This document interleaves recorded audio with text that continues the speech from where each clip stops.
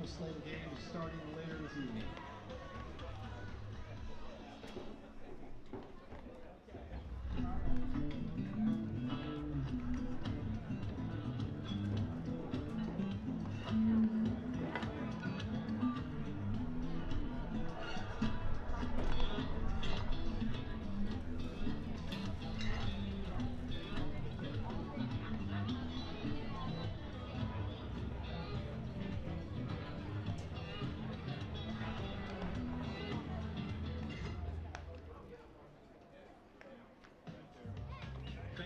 The Knights win tonight. Everyone is going home with a free McDonald's fry. Get your coupon after the game. Qdoba Mexican Grill is a proud sponsor of your Corvallis Knights. Food for people who love food. Located off Monroe in Corvallis.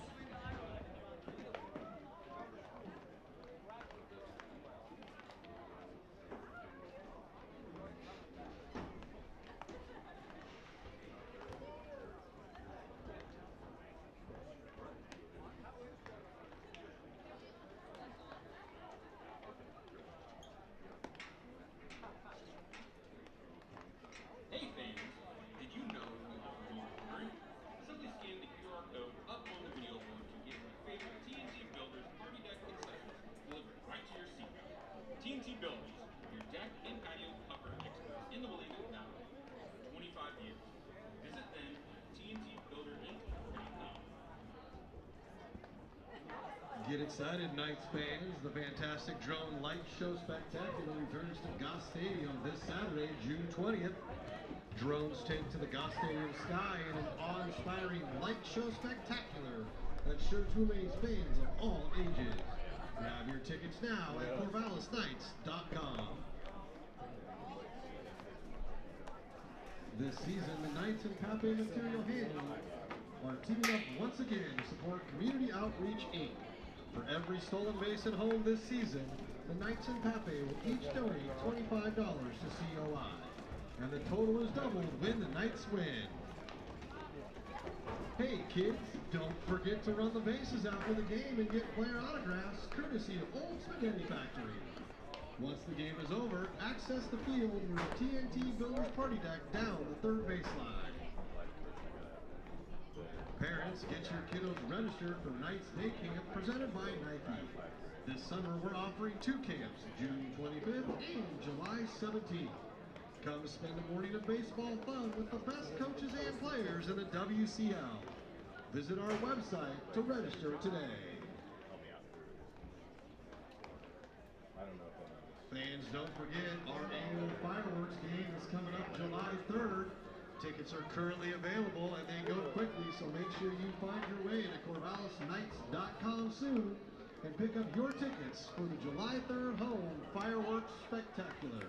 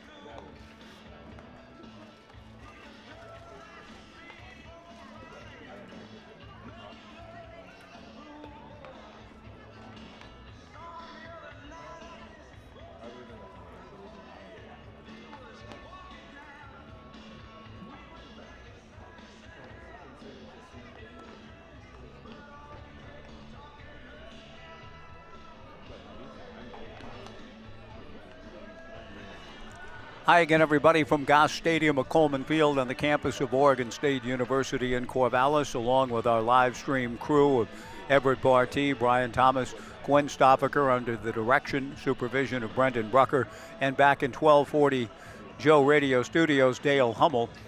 This is Mike Parker welcoming you to Game 2 of the 3-game West Coast League Series between the Corvallis Knights and the Nanaimo NightOwls. All of the players, the fans who stuck around, turned into NightOwls late last night, an 11-inning affair that Nanaimo pulled out 11-10 to take Game 1 of the series.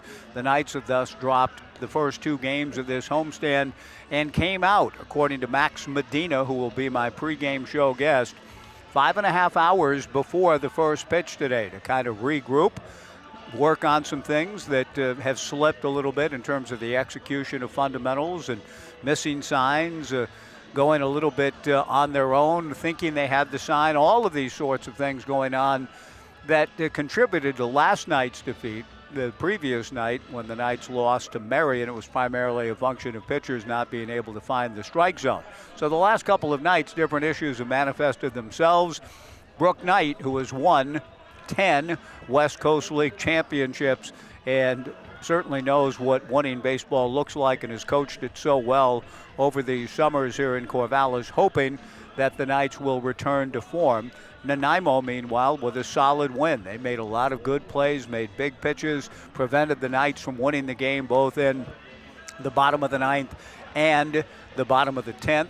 The bottom of the 11th ended on a bit of a controversial call, with interference being called on the Knights' base runner, Ryan Severns, but according to Brooke Knight himself and others that I've conferred with, well, it was a disappointing end and had the game end on a call that seemed inconsequential in terms of the shortstop not even ready to make a pivot. Nevertheless, Severns was called out for an illegal slide, thus a game-ending double play ensued, and Nanaimo had won a really rough-hewn, but in its own way kind of exciting ball game here last night. But tonight is another night, another beautiful night, clear blue sky. What a great day it was in the Mid-Valley. Just a tremendous day and a beautiful place to be now in the evening for Knights baseball with Nanaimo. Max Medina, the team's leading hitter, 381, had a good ball game last night. He joins me after this 2-minute break on the Knights live stream and Joe Radio.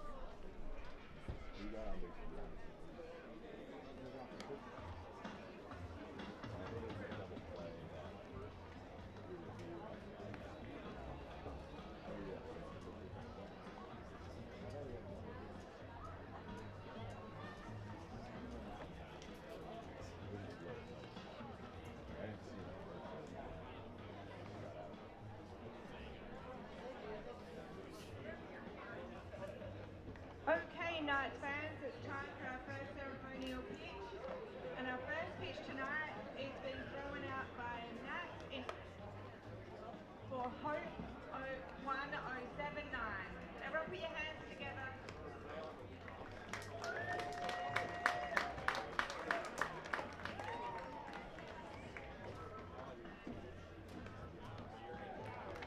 Well done, Nat. And next, preventing Brown orthodontics junior pitcher, we have Jackson, Knights fans.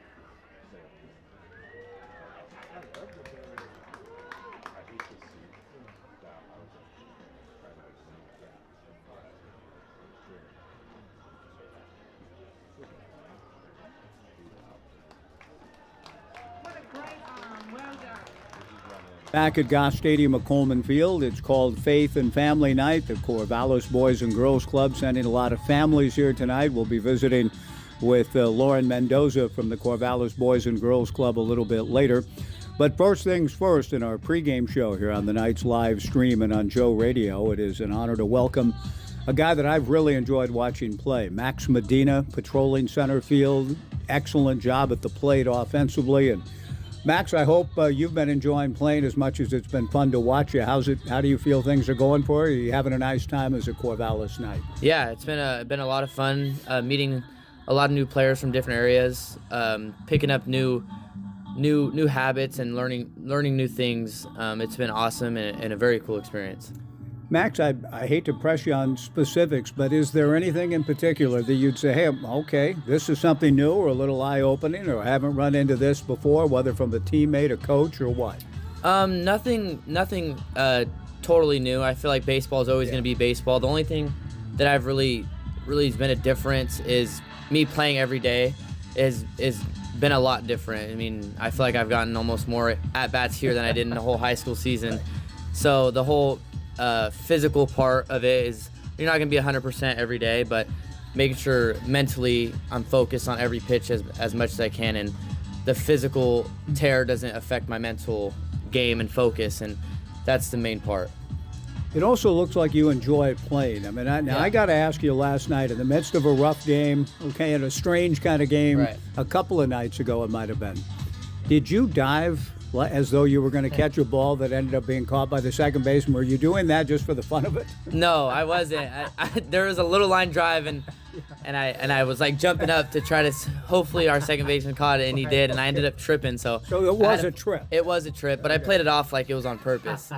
I couldn't. Well, you got me. You drew me in because I saw you getting up. I said, well, he must have been diving for a ball that he wasn't sure. So it was good, but you got up with a smile on your face. I mean, do you feel like, what is the balance between grinding it out and working on your craft, working on your game, but also, hey, it's a ball game and you want to have some fun too. Right. I mean, at the end of the day, this is something that I love to do. Like, this is amazing. I get to come out here and it's amazing weather, play day in and day out, and just learn the game and get better. And I think that's all I can ask for. So I don't think it's much of like a hard thing for me to do when I love it. So good. Max Medina, my guest. Max, you mentioned the weather's perfect.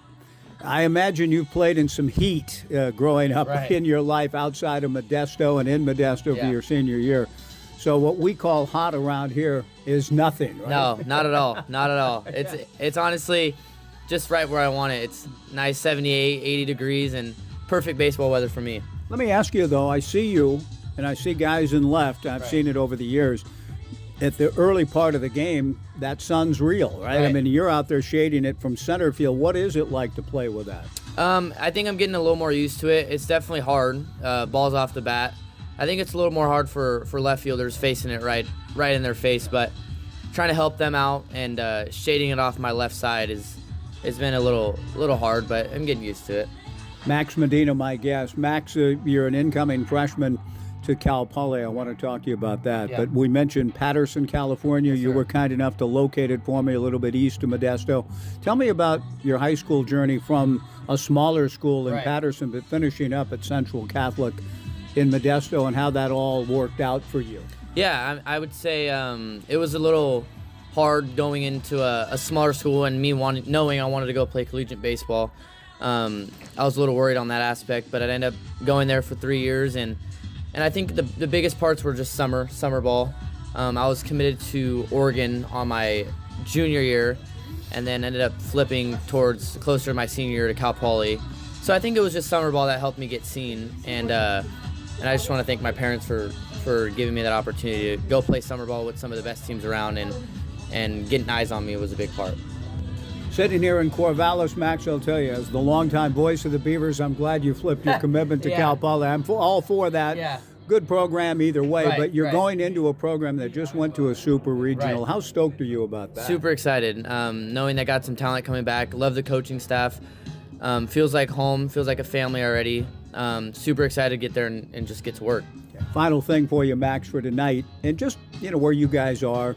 The last two games haven't been what Knights baseball historically is, even what you guys have been doing so far this year. I know it's a long summer and you guys could reel off 17, 18 wins in a row. I've seen it. But what is kind of the mindset after these last couple of games? I mean, I think Skip got it right off the bat last night.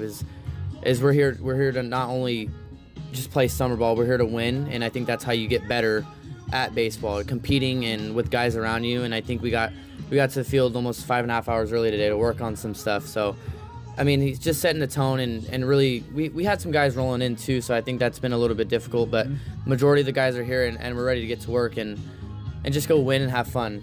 Have fun is the main thing, so.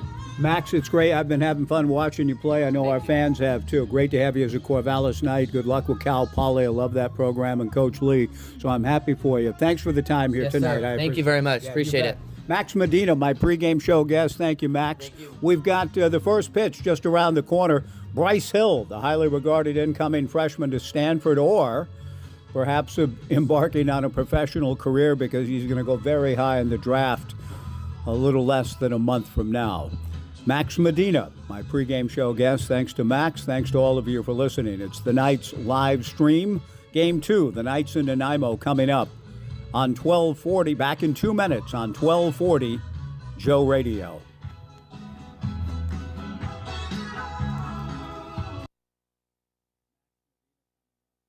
Three, two.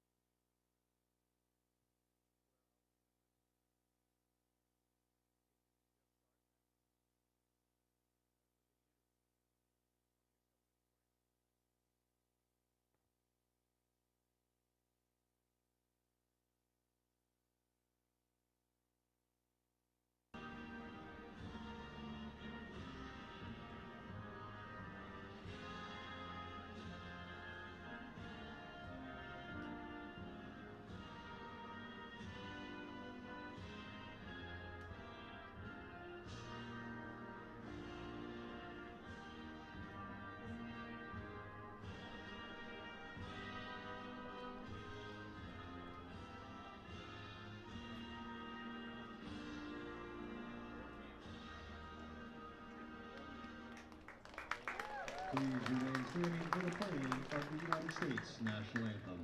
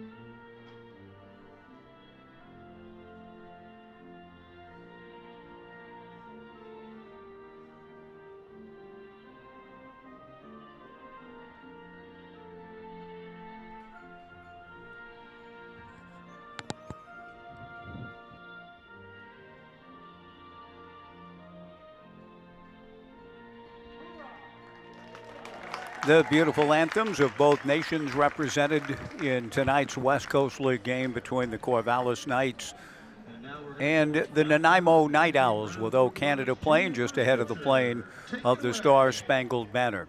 Let's take a look at the starting lineups for Game 2 of this three-game series. Cody Andrzejczyk announcing the following starting lineup. Leading off in left field, Carter Cathers. Batting second in center field, Talon Zink. Ethan Reynolds hitting third in right field. Jacob Hayes, the cleanup hitter and the designated hitter. Batting fifth at first base, Lucas Clem. Hitting sixth at second base, Francis Subero. Cole Young hitting sixth at shortstop. Tyler Clements batting eighth at third base. Caleb Ciola batting ninth and catching. And on the mound for the Nanaimo NightOwls will be right-hander Jack Schroeder out of Cody, Wyoming. For Brooke Knight and the Corvallis Knights, trying to bounce back from losing the first two games in this homestand. Leading off in center field, our pregame show guest and the team's leading hitter, Max Medina, who will start the night at 381. Ethan Porter in the two-hole in left field. Zane Garvey batting third in right field. Trey Swigert, the cleanup hitter, and playing third base for the Knights. Batting fifth at shortstop, Archer Horn. Batting sixth, the designated hitter, Josh Natai. Maverick Russell batting seventh at first base. Xavier Rios hitting eighth and catching. Ian Draper batting ninth at second base. And on the mound, loosening up with Xavier Rios, a guy that I'm really looking forward to watch at work. Rated as high of late as the number 154 overall prospect in the upcoming Major League Baseball draft. Right-hander Bryce Hill. He has been as high as 80 in certain draft predictions, the 80th player, a highly regarded prospect. He committed his sophomore year to David Esker's program at Stanford. 6'5", 230-pound right-hander out of Greenwich Country Day High School in Connecticut. And really looking forward to watching a guy that has touched, according to Brooke Knight, 100 miles per hour go to work on this Hope 107.9 Faith and Family Night with a lot of people coming into the ballpark. First pitch fastball to Carter Cathers is in there for a strike. Big Bryce Hill comes back and misses in the count. 1 ball and 1 strike. Bryce making his Corvallis Knights debut and in a very real sense his collegiate debut, albeit in the Summer League. The 1-1 pitch to Carter Cathers is swung on and missed. And the count quickly, 1 ball and 2 strikes with Bryce Hill making his anticipated debut with the Knights. Carter Cathers has pitched an inning. He takes the 1-2 pitch, strike 3 called, and it's a good start for the highly regarded prospect, Bryce Hill. He gets a punch out of Carter Cathers to open the game, and Talon Zenk will be the hitter. Carter is now 1 for 15 on the young season as he heads back to the dugout on the first base side. Talon Zenk steps in, right-hand hitting center fielder. And the big right-hander Bryce Hill winds, kicks, delivers, and sails a fastball to the backstop over the head of his battery mate, Xavier Rio. Talon Zenk hitting .259. No homers and a run batted in. No score, just getting started. 77 degrees under the brilliant blue skies. The blue, all in a rush with richness, said the poet in the 19th century. He was right then, and he'd be describing the sky here in the year of our Lord 2026 on this 17th of June. The blue, all in a rush with richness. What a great line, and it's apt tonight here at Goss Stadium at Coleman Field. The 1-1 pitch to Talon Zenk misses, ball 2, 2-1. Thanks for joining us tonight, wherever you are on the live stream or in Joe Radio. The 2-1 pitch, very high from Bryce. Ball 3 off the mitt of Xavier Rios to the backstop. Ethan Reynolds on deck. Big Bryce Hill working with battery mate Xavier Rios. An impressive figure on the bump, 6'5", 230 pounds. Comes to the plate and misses very high again. Ball 4. A leadoff strikeout followed by a free pass, and the Knights have had an inordinate number of those in their last 2 games. 13 walks in the loss to Marion on Monday and 5 hit batters. Last night, the Knights pitching staff issued 8 walks. So again, it's a little out of the ordinary. And I know it's early in the year and it's a whole new group, but historically the Knights have pounded the strike zone and played the game very well. And Bryce Hill bounces a breaking ball on the first pitch that he throws to Ethan Reynolds. So he, too, a little bit erratic after the initial strikeout. A walk to Zenk, 1-0 to Ethan Reynolds. Ethan at .345, a team leading 3 homers, 17 runs batted in. The 1-0 pitch is high, ball 2, 2-0. Bryce Hill working with Xavier Rios. Maverick Russell at first, Ian Draper at second, Archer Horn at short, Trey Swigert at third, with Ethan Porter in left, Max Medina in center, and Zane Garvey in right. 2-0 the count to Ethan Reynolds. Nanaimo winning last night's ball game and an opportunity to get a jump here. And I don't know if a pitch clock violation has been called or a warning from the home plate umpire, and it is the former. Home plate umpire J.T. Rentschler has called ball 3 on Bryce Hill for taking too long to get ready for the 2-0 pitch, and that elicits a visit from pitching coach Bo Kearns. And the umpires get together, J.T. Rentschler, the plate arbiter, Lance Kreck, the base umpire.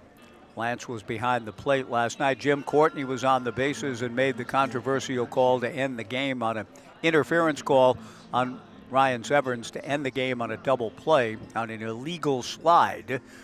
And again, while there was much consternation amongst the fans that remained late into the night last night and some players, and I think maybe even Brook Knight himself, in the end, he said, no, technically it's by the book. It was the right call. The 3-0 pitch after all of that is high for ball 4. Back-to-back walks issued by Bryce Hill, and so Bryce hoping to kind of get dialed back in. He struck out Carter Cathers to open the game, but has issued back-to-back free passes and now deals with Jacob Hayes, the designated hitter, with runners at first and second and 1 out. The Knights trying to snap a 2-game losing streak, and they've dropped 3 of their last 4. First pitch fastball is high to Jacob Hayes, ball 1.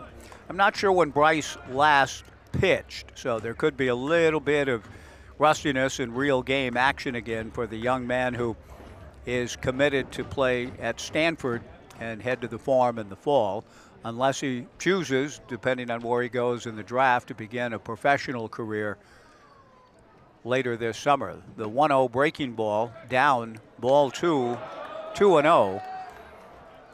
And now a delayed steal with Talon Zank going to third, but the Knights get Ethan Reynolds hung up between first and second. So they get an out, but Zank does advance to third, 1 away. And Jacob Hayes with an opportunity to drive in a run with an out. 1 ball and no strikes to count. Got 2 down on the out. Yeah, thank you, Steve. 2 outs. The strikeout felt like a long time ago to open the game. Lots happened since. Carter Cathers did strike out. Thank you. So the base running gaff gives Bryce Hill a chance to get out of it. He delivers a 2-0 pitch for a strike. He works out of the windup with Zank at third. Slider and a good one. Fouled in front of the Corvallis Knights dugout, and that evens the count at 2 balls and 2 strikes with 2-2 on Bryce Hill's jersey. He takes a walk down the back of the slope, looks at his shortstop, Archer Horn. They are likely teammates to be for Coach Esker and Stanford in the fall. 2 balls, 2 strikes, 2 outs. Top of the first, just getting underway. Bryce delivers, breaking ball just missed. And again, really good bite on the slider, but Jacob Hayes able to check up, and the count goes full, 3-2. Ethan Porter in left, Max Medina in center, Zane Garvey in right. Bryce Hill ready, the 3-2 fastball, swung on and missed, strike 3, and Bryce Hill, the 2 walks notwithstanding, gets a little help on a base running mistake and strikes out 2 to put up a 0 in his first night as a collegiate pitcher, albeit in the summer league as a Corvallis Knight. No runs, no hits, 1 left. We go to the bottom of the first inning. Nanaimo nothing. The Knights coming up back in 90 on the Knights live stream and Joe Radio.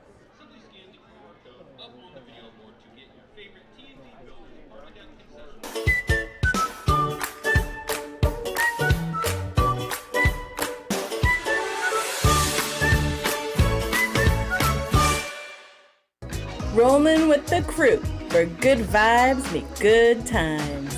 Retro keys, vintage vibes, unlock your next adventure. Pope's got the hookup too, belly rubs included. Space to kick back, laugh out loud, and just be. Hit the pop shop for quick snacks and take in the moment, or just chill with your pup and soak up the good life. Stay original at Hotel Corvallis.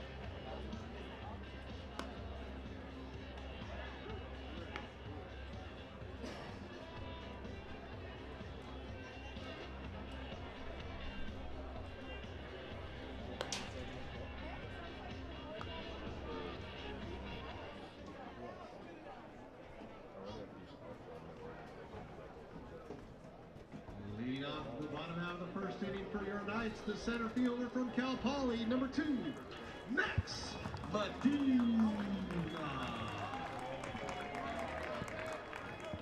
Max Medina, my pregame show guest, leads things off for the Corvallis Knights as we go to the bottom of the first inning. No score.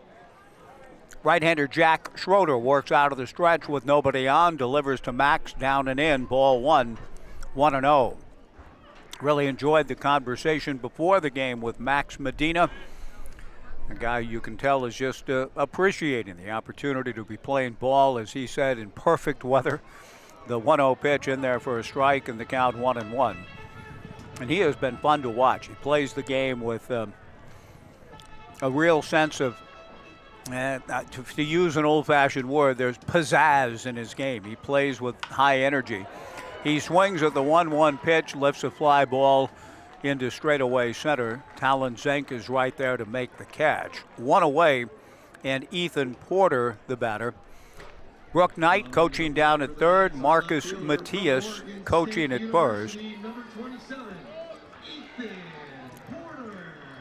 Brooke said a lot of good things about Ethan before the game tonight as I was visiting with Marcus, with Bo Kearns, Spencer Scott, and Brooke, and the Knights' office behind the dugout that they occupy here on the third base side. He said Ethan really exceptional, kind of seconding what Ryan Gibson and Mitch Canham have said about Ethan's just pure hitting skills.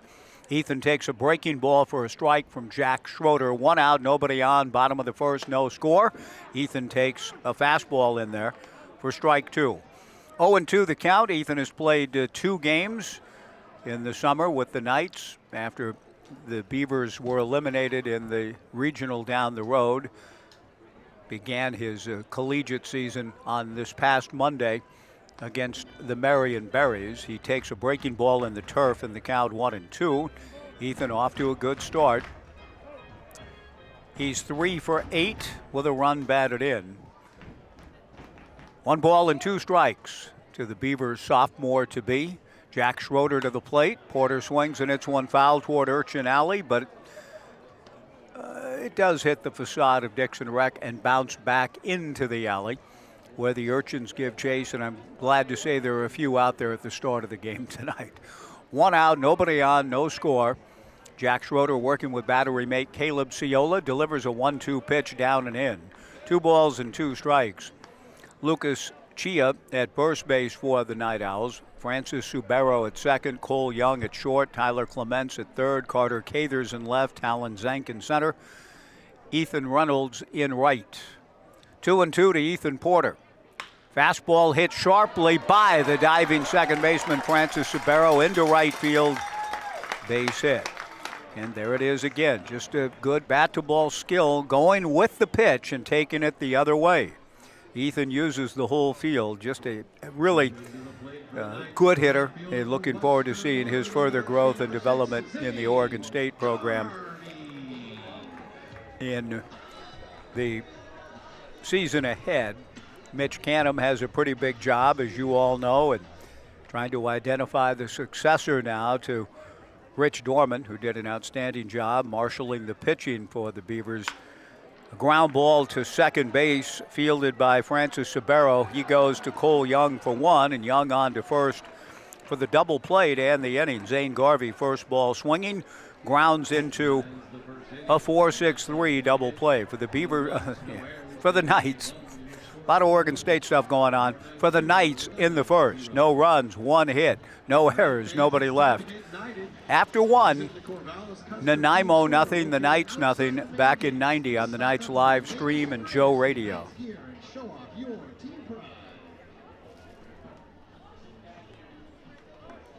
sure you scan the QR code up on the screen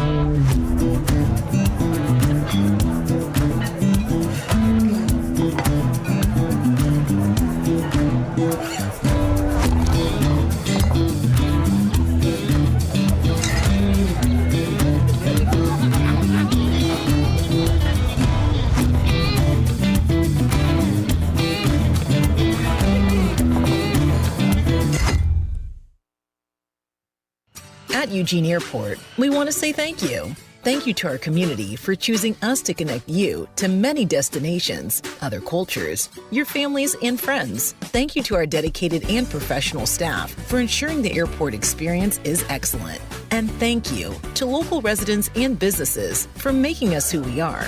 We are proud to serve you, our region, and beyond. Together, we continue to grow and thrive. Thank you for flying local and for flying EUG.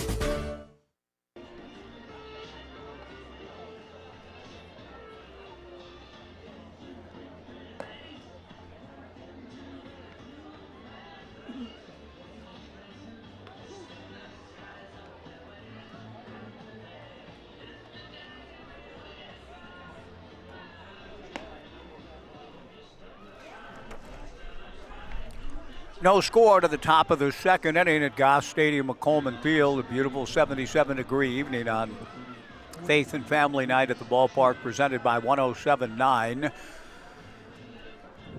So you see banners up around the concourses, the radio station and its work.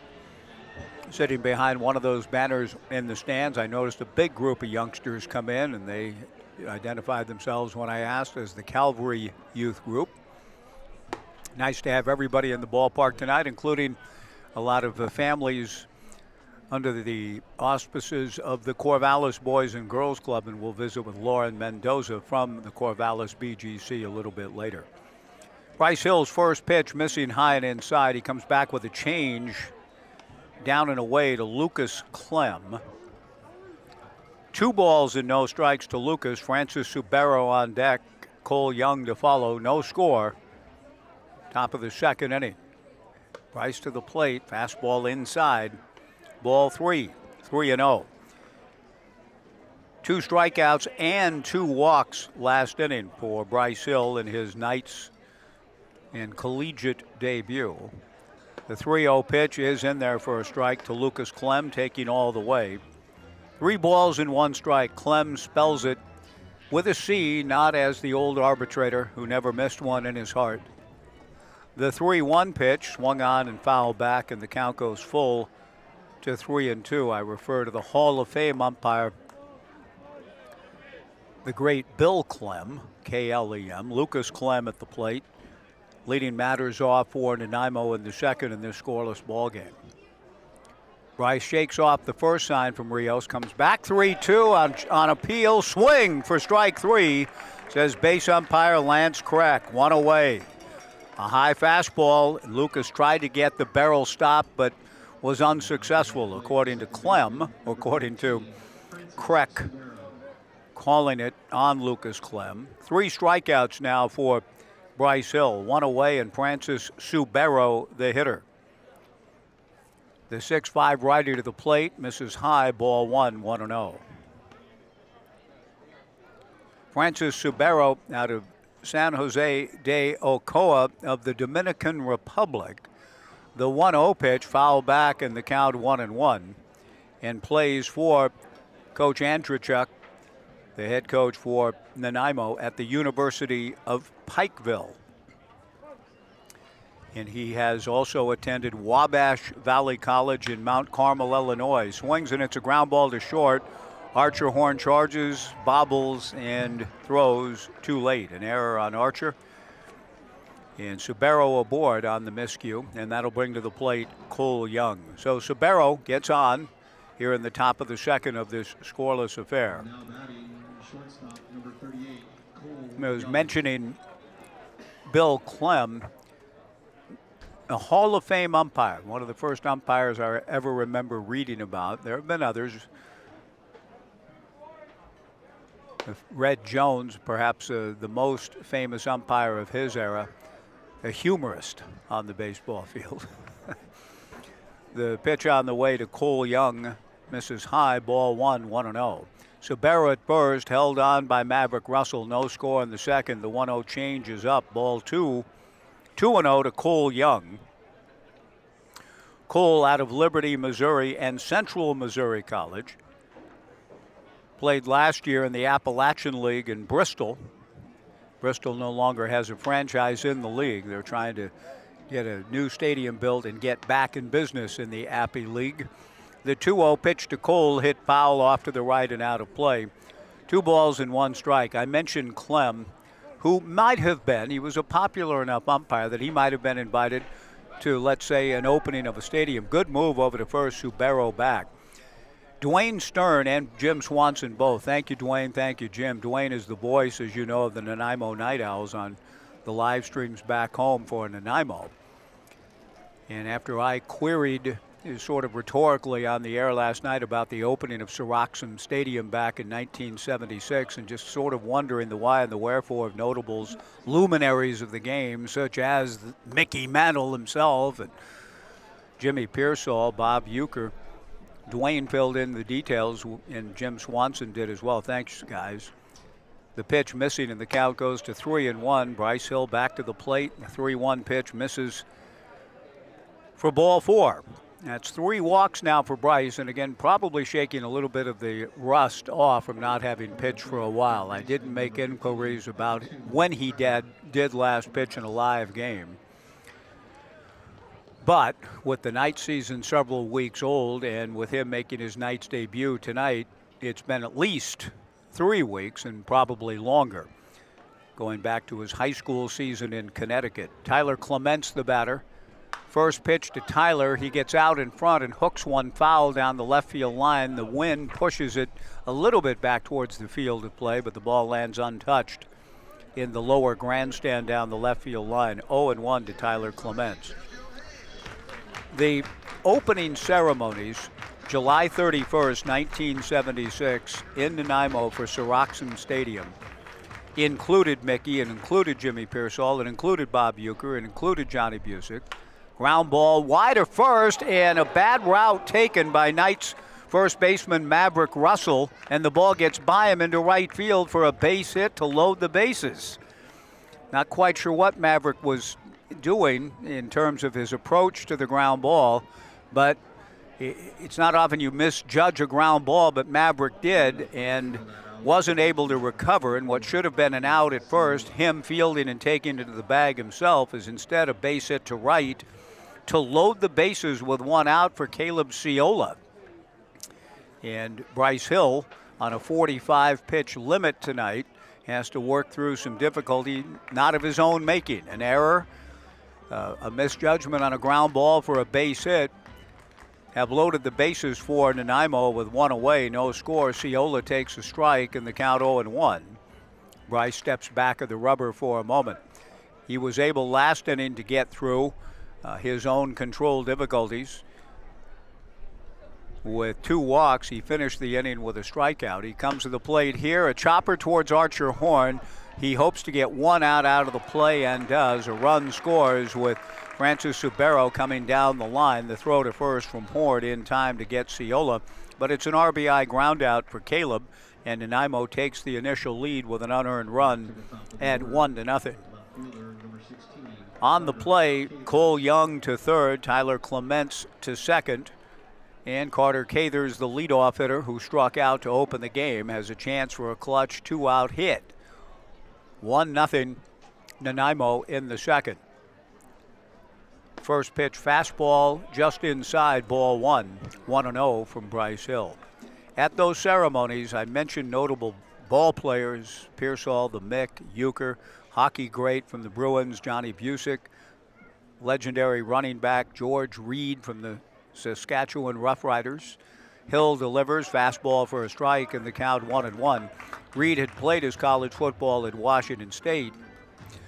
Chris Odleifson, I'm not sure how to pronounce that, but Chris Odleifson was also part of those ceremonies 50 years ago in Nanaimo, a hockey player from the Canucks.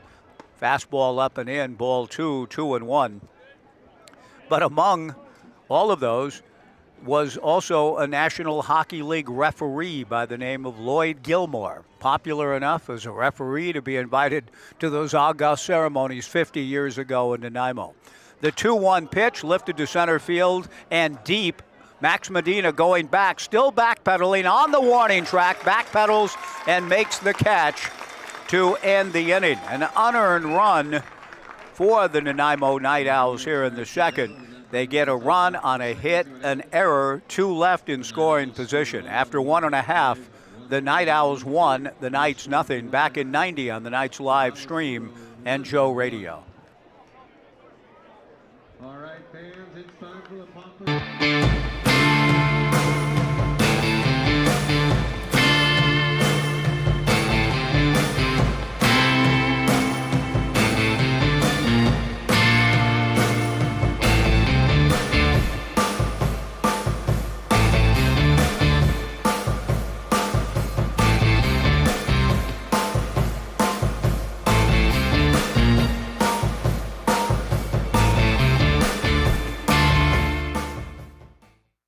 Welcome. We're looking to switch and heard about OCCU. In 20 words, what makes OCCU different? OCCU has free interest-earning checking, high-yield savings, and a community focus. That's only 11. We're the credit union with duck and beaver cards. Sounds like OCCU has a lot to offer. OCCU has been around for 70 years. We've learned a thing or two. Switch to OCCU. Apply online at myoccu.org or at your local branch.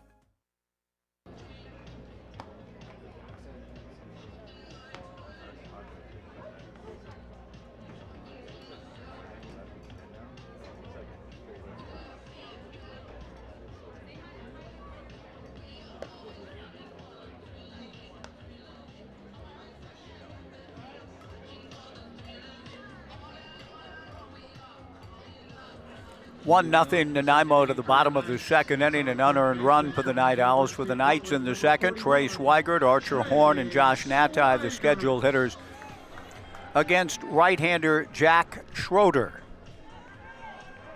Jack out of Cody, Wyoming, and the University of Pikeville, an NAIA school, playing for Cody Andrzejczyk. The first pitch to Trey Swigert misses down and in, ball one.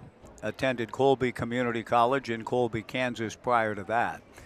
Jack with a 1-0 lead, working on Trey Swigert with a count of 1 ball and no strikes. Schroeder works out of the stretch with nobody on. The 1-0 pitch to the big left-hand hitter Trey Swigert misses high and away, ball 2. Trey starting tonight at .273 with a homer and 9 runs batted in. One of the 2 home runs for the Knights this summer. Archer Horn with the other. Archer on deck. 2 balls and no strikes. Off speed, Trey checks a swing and takes a strike. The count 2-1. Jack Schroeder is making his 4th start of the summer. Heretofore, 9 innings and 15 hits, 7 earned. Swigert swings and rolls one up along first, fielded by Lucas Chia, and he runs it to the bag himself. 1 away in the second, and Archer Horn will come to the plate. Well, I mentioned all of those notables 50 years ago attending the opening ceremonies at Soroxon Stadium, July 31st of '76, including a referee, Lloyd Gilmore from the NHL, who went on to open a restaurant. That was part of the information that Dwayne Stern was kind enough to send, an article that indicated a breaking ball for a strike here to Archer, 0-1 the count.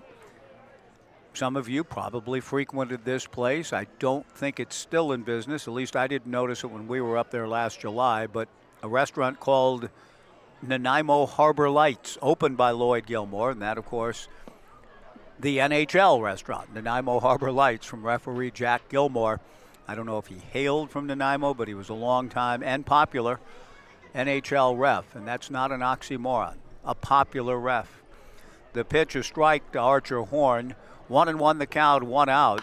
Fastball from Schroeder lifted foul towards Waldo Hall off to the left and out of play. 1 ball and 2 strikes the count. The ballpark opened in '76 officially on an old mine site behind the Nanaimo District Secondary School. An agreement reached with the school district. Changeup swung on and missed, strike 3. Good pitch by Jack Schroeder. Down goes Horn, 2 down, and Josh Natai will be the batter with the Night Owls leading 1-0 here in the bottom of the second. the opening of that new ballpark on that mine site. The mine operated between 1919 and 1930. But with a need for a new ballpark in the community, an agreement reached with the school district and the operators of the ballpark and the city, and it opened on July 31st in '76 in some of the best opening day ceremonies for any ballpark ever, anywhere I've ever heard of, with the likes of Mantle, Pearsall, Euchre, Busick, Gilmore, Reed, and Odlifson on hand. Josh Natai fouls the first pitch back out of play. 0-1 the count. The 0-1 pitch hit foul over the Omaha room into Urchin Alley. And Josh Natai quickly down in the count. No balls, 2 strikes, 2 outs. Bottom of the second, 1-0 Nanaimo. Schroeder settles into the big right-hand hitter and delivers a breaking ball that just missed. 1-2 the count. Josh, big, very upright stance. Tremendous power. And Brooke Knight believes he has a chance to hit a lot of home runs for Oregon State next spring. Natai awaits. 1 ball and 2 strikes with 2 down. Schroeder delivers, and Josh out in front swings and hits it foul back of the plate. This will carry out of play and into the stairwell heading up towards the McGrath family press box area. The count remains 1-2 to Josh Natai.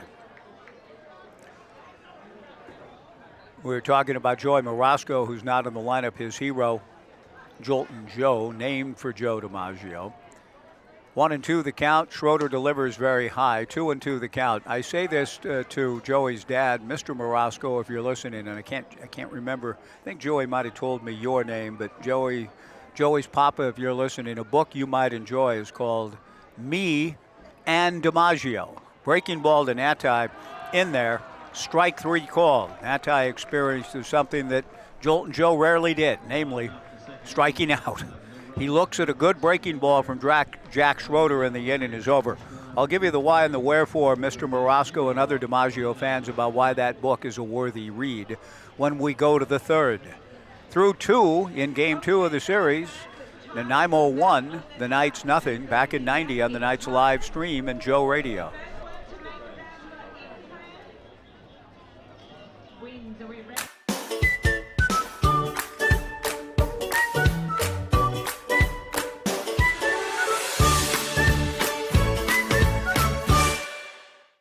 At Eugene Airport, we want to say thank you. Thank you to our community for choosing us to connect you to many destinations, other cultures, your families, and friends. Thank you to our dedicated and professional staff for ensuring the airport experience is excellent. And thank you to local residents and businesses for making us who we are. We are proud to serve you, our region, and beyond. Together, we continue to grow and thrive. Thank you for flying local and for flying EUG. Welcome. We're looking to switch and heard about OCCU. In 20 words, what makes OCCU different? OCCU has free interest-earning checking, high-yield savings, and a community focus. That's only 11. We're the credit union with duck and beaver cards. Sounds like OCCU has a lot to offer. OCCU has been around for 70 years. We've learned a thing or two. Switch to OCCU. Apply online at myoccu.org or at your local branch.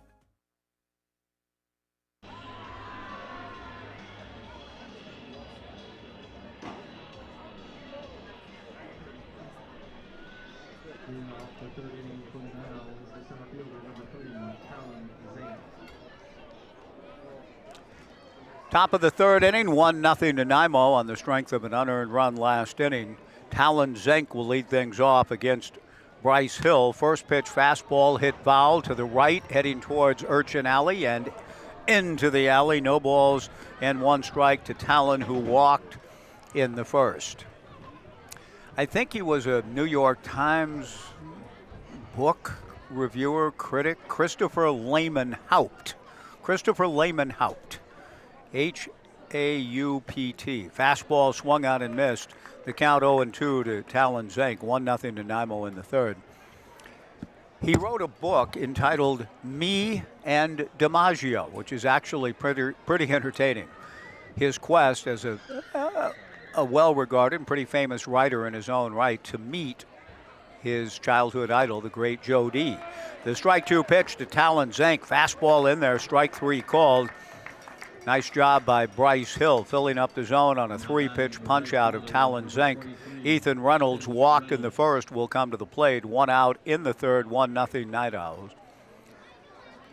And so that's the book, the shape of the book. Me and DiMaggio, Christopher Lamenhop going all over the country to try to find a meeting and do an interview with the somewhat laconic Joe DiMaggio, very private person, didn't grant many interviews. One of the more iconic figures in the history of the 20th century in America and certainly in baseball. The pitch swung on and fouled back by Ethan Reynolds, 0-1 the count. Breaking ball misses in the count, 1-1 to Ethan, who also walked in the first. And the book is interesting in terms of where Lamenhop goes to try to find Joe D. Reynolds hits one high and deep to left. Back goes Ethan Porter to the warning track in front of the bullpen door in the alley in left center. Porter makes the catch. Now that's a wood bat fly ball right there. I dare say that in the spring with the metal bat that might go. But Ethan Reynolds a long out here, 2 down. Jacob Hayes, the hitter. I wish I could remember, and I'll find it before tomorrow night's game. I met Jacob's folks.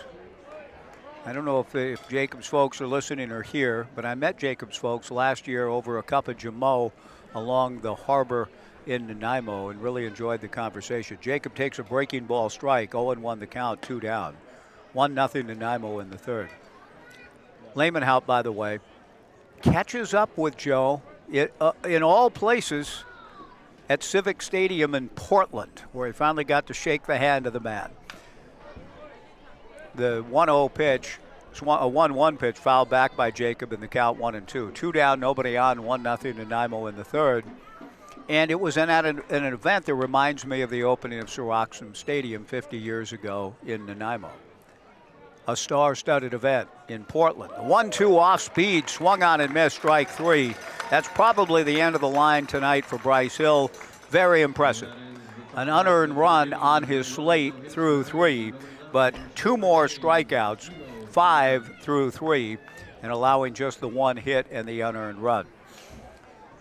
I'll finish the story and the comp between the opening of Soroxam and Christopher Lamenhop meeting his childhood hero, the great Joe DiMaggio, in a star-studded affair in Portland, Oregon, just back in the summer of '79. We go to the bottom of the third, 1-0 Nanaimo, back in '90 on Joe Radio.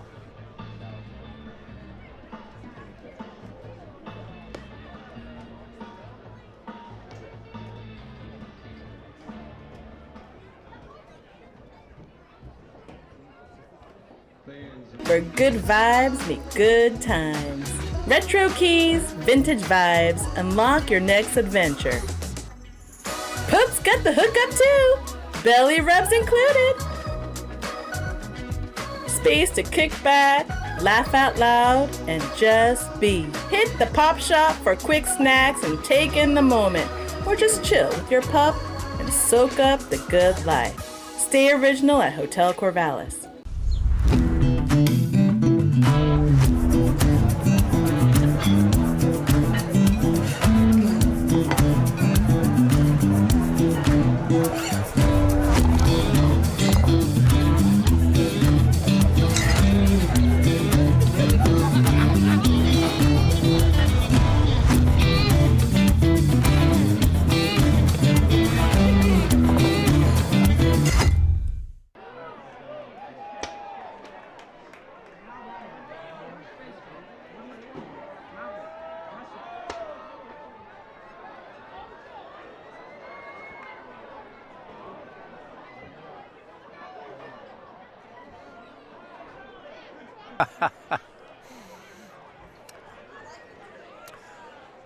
Bottom of the third inning, 1-0 Nanaimo. The Ramsey Fab T-shirt launch.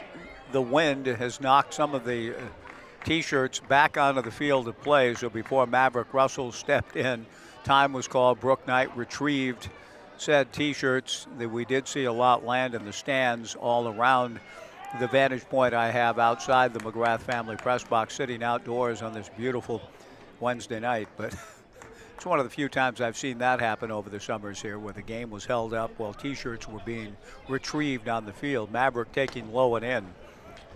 The 1-0 pitch to the Gaucho to be, transferring from UCLA to UCSB, is a strike.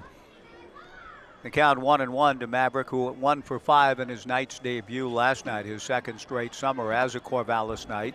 Jack Schroeder's breaking ball misses, the count 2-1. Maverick Russell, Xavier Rios, Ian Draper, bottom of the third, 1-0 Nanaimo. Trying to win the series tonight. Tough Sunfield for Carter Cathers out in left, shielding it as right-hander Jack Schroeder comes to the plate. A check swing, off speed, down and in. Ball 3-1. That Sunfield, it's real. It's tough. Max Medina said as much in the pregame conversation. Max generally plays center field. He says it's tough on him out there, but much harder on the left fielder, with the sun directly in the eyes of those patrolling the left field area this time of the night. The 3-1 pitch swung on and missed by Maverick. The count 3-2. Xavier Rios on deck. 1-0 Nanaimo, an unearned run in the second. The 3-2 pitch sails high and away, ball 4, and the Knights have the tying run on base here in the bottom of the third, and Xavier Rios will be the batter. I believe it was July 19th. Now, the opening of Syroxum 3 summers earlier, in the summer of '76, 50th anniversary year, and I'm glad to know that Gorman Heimuller and his 50 years of baseball is being honored throughout the season for the Nanaimo Night Owls, well deserved, in the 50th year of the ballpark in operation.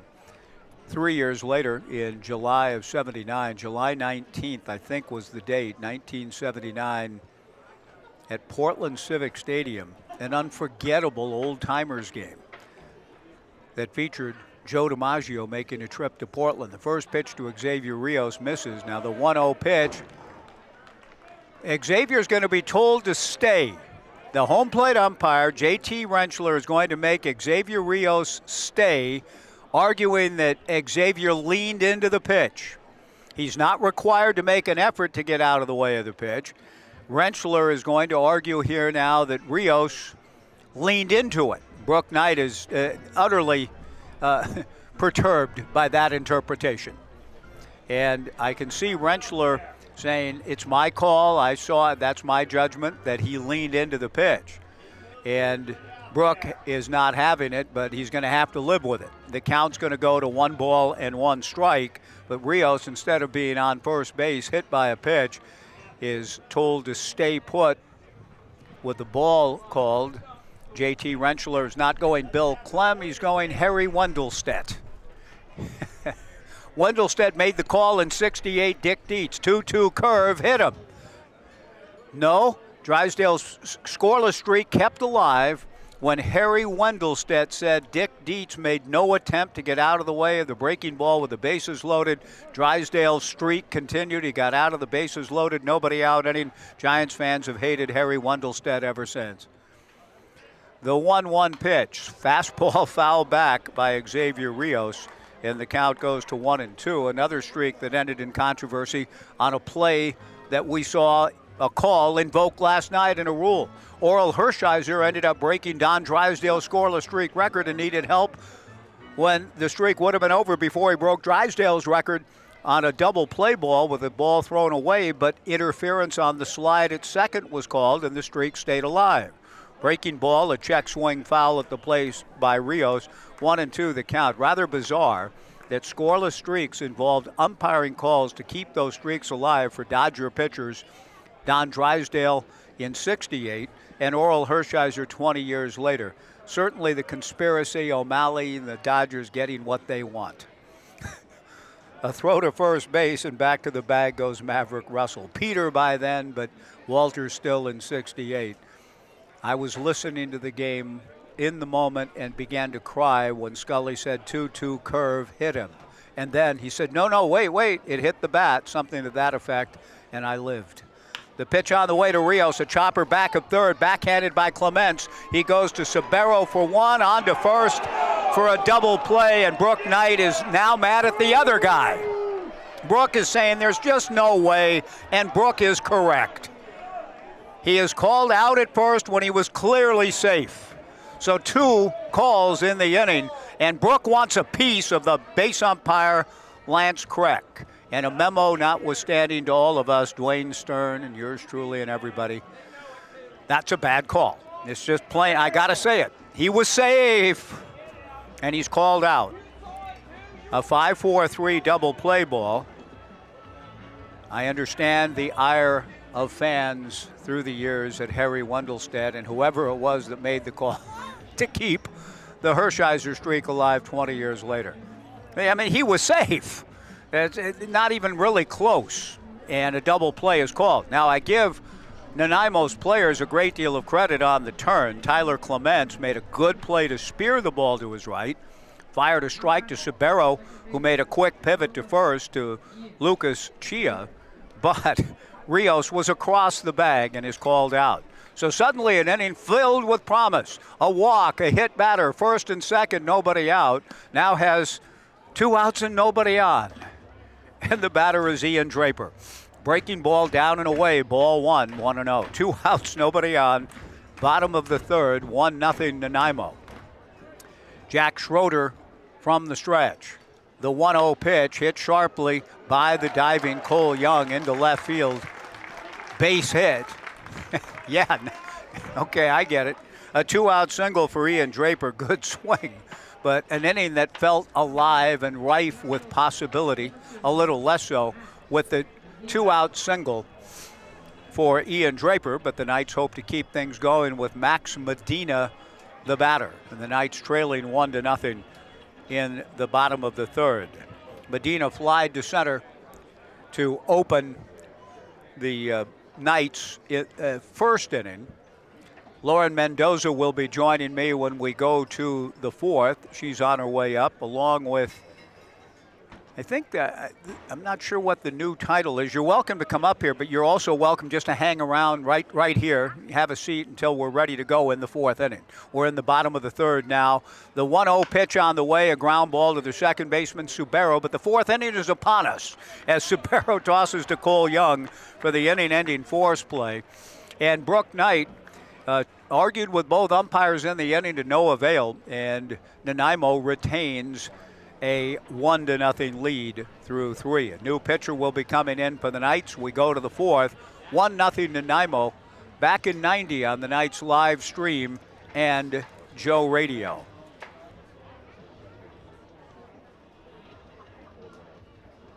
Nice job, Sammy, and thank you to Benton County Schools Credit Union for sponsoring the junior announcement.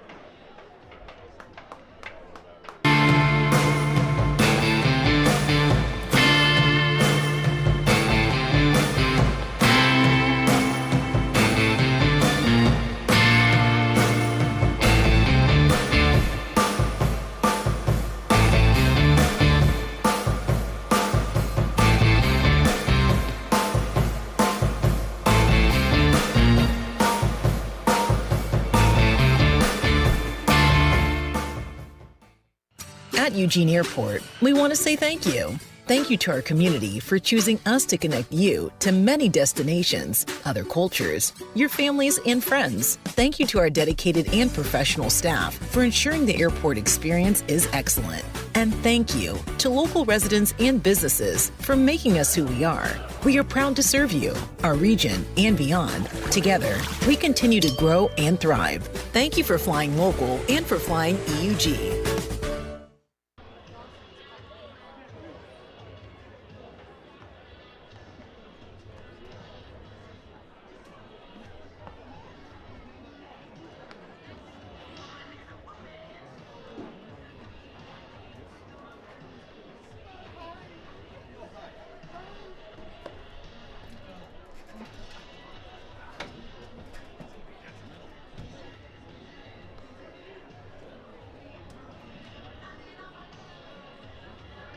across the top of the fourth inning, the first baseman, number 43, Lucas Chia.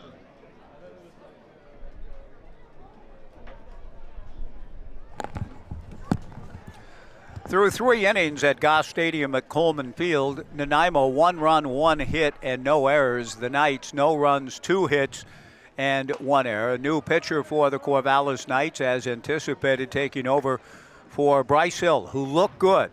Touched for an unearned run, and hence the 1-0 advantage for Nanaimo. Camden Hartzell delivers a first pitch strike with Camden taking over for Bryce. And comes back to the plate, and Lucas Clem takes ball 1, 1-1. Lucas struck out against Bryce Hill in the second inning. 5 strikeouts in 3 innings of solid work for Bryce in his Knights debut. Camden Hartzell's breaking ball is in there for a strike. 1-2 the count. Top of the 4th inning on a gorgeous night here at Goss Stadium at Coleman Field, and a really solid outing for Bryce Hill in his debut. The 1-2 pitch hit foul off first, out of play. The count remains 1 ball and 2 strikes. It is called Faith and Family Night, coming up soon.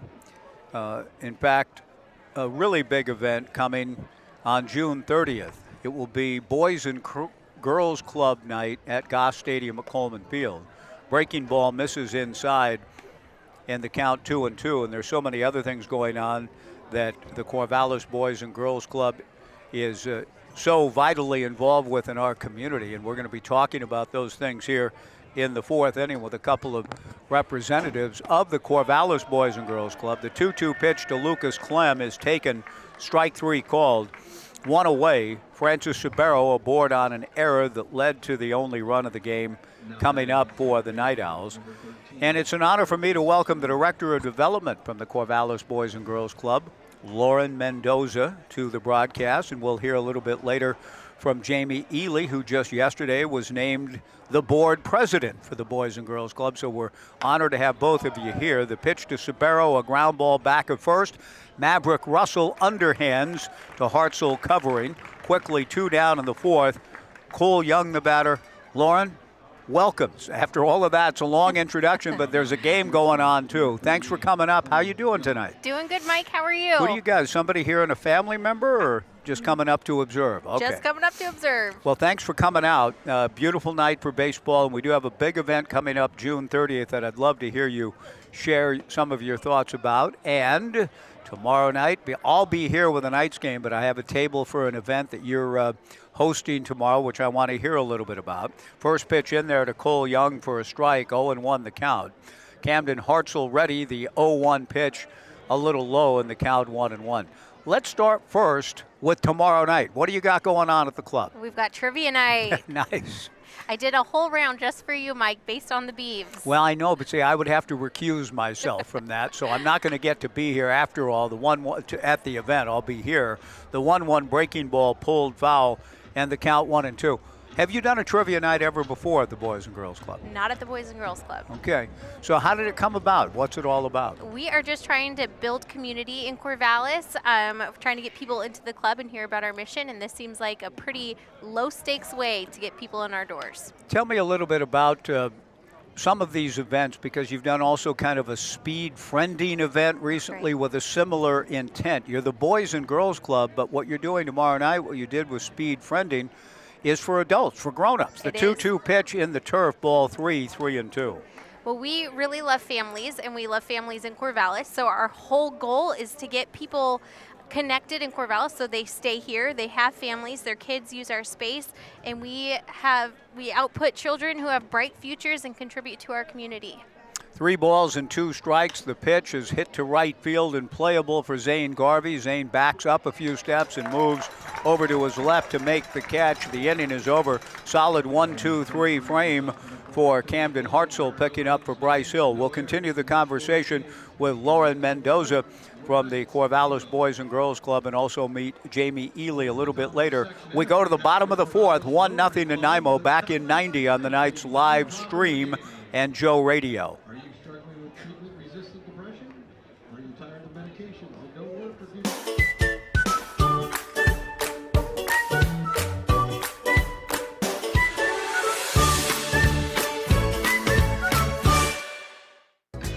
Coleman with the crew, where good vibes meet good times. Retro keys, vintage vibes, unlock your next adventure. Poop's got the hookup too, belly rubs included. Space to kick back, laugh out loud, and just be. Hit the pop shop for quick snacks and take in the moment, or just chill with your pup and soak up the good life. Stay original at Hotel Corvallis.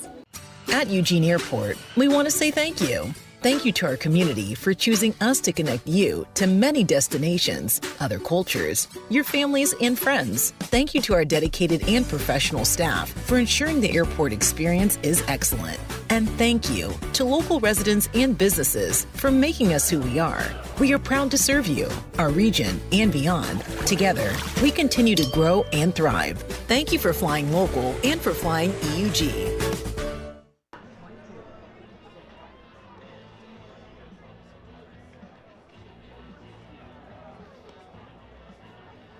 Leading off in the fourth inning for the Knights, number 27, the left fielder from Oregon State University, Ethan Porter.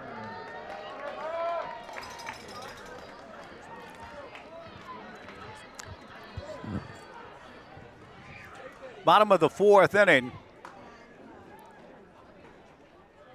Ethan Porter, who singled in his first at-bat, leads things off for the Corvallis Knights, with the Knights trailing 1-0. Ethan Porter, Zane Garvey, and Trey Swigert against Jack Schroeder, who has pitched very well. The right-hander comes set. And the strike one pitch, good breaking ball, bends in for strike two to Ethan. The only run of the game, an unearned tally in the second for the Nanaimo NightOwls, who are trying to win the series tonight. An impressive 11-inning act of perseverance by the Nanaimo NightOwls, who left the eastern part of beautiful Vancouver Island at 4 a.m. And I think last night's game ended at about 10:30. So it was a long night. They were maybe almost in a somnambulist sort of approach to finish the game, but they won it. And now they're off to a good start tonight, too. Fastball to Ethan Porter, swung on and missed, strike three. Schroeder strikes out Ethan. Zane Garvey, who grounded into a double play in the first, will come to the plate. Continuing my conversation with the Director of Development for the Corvallis Boys and Girls Club, Lauren Mendoza. Are you sold out, or could somebody show up with a team and play trivia tomorrow night? We are sold Good out. Good for you. Yeah. Excellent. And that's at the club itself. That is at the So I've been forwarding emails to my family members, so we're gonna have a presence there somehow.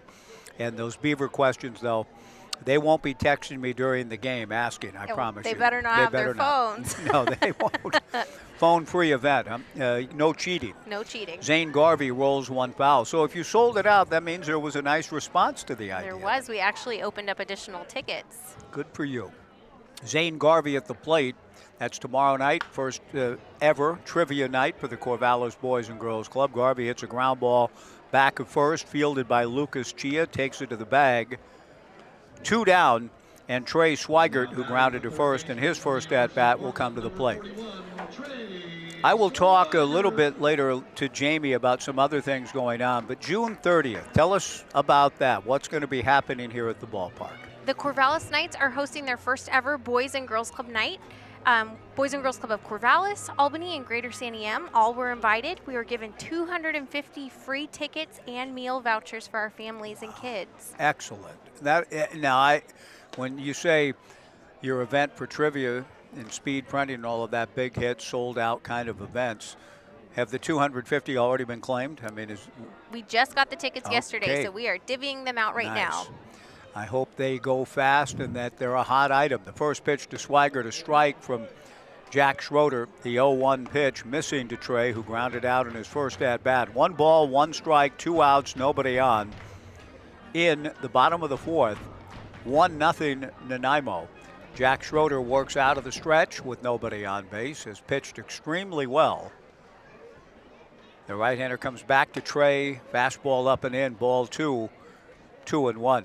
I'm going to have you tee up Jamie, who'll join me in the next half inning after the next break, but she just was named board president yesterday, and I can tell you and Helen are excited about that. Very excited. Yeah. Jamie brings a lot of energy to our team. The 2-1 pitch on the way to Trey, outside, ball 3, 3-1. How long of a term, so to speak, is when you're a president of the board of the Corvallis Boys and Girls Club? How long do you serve?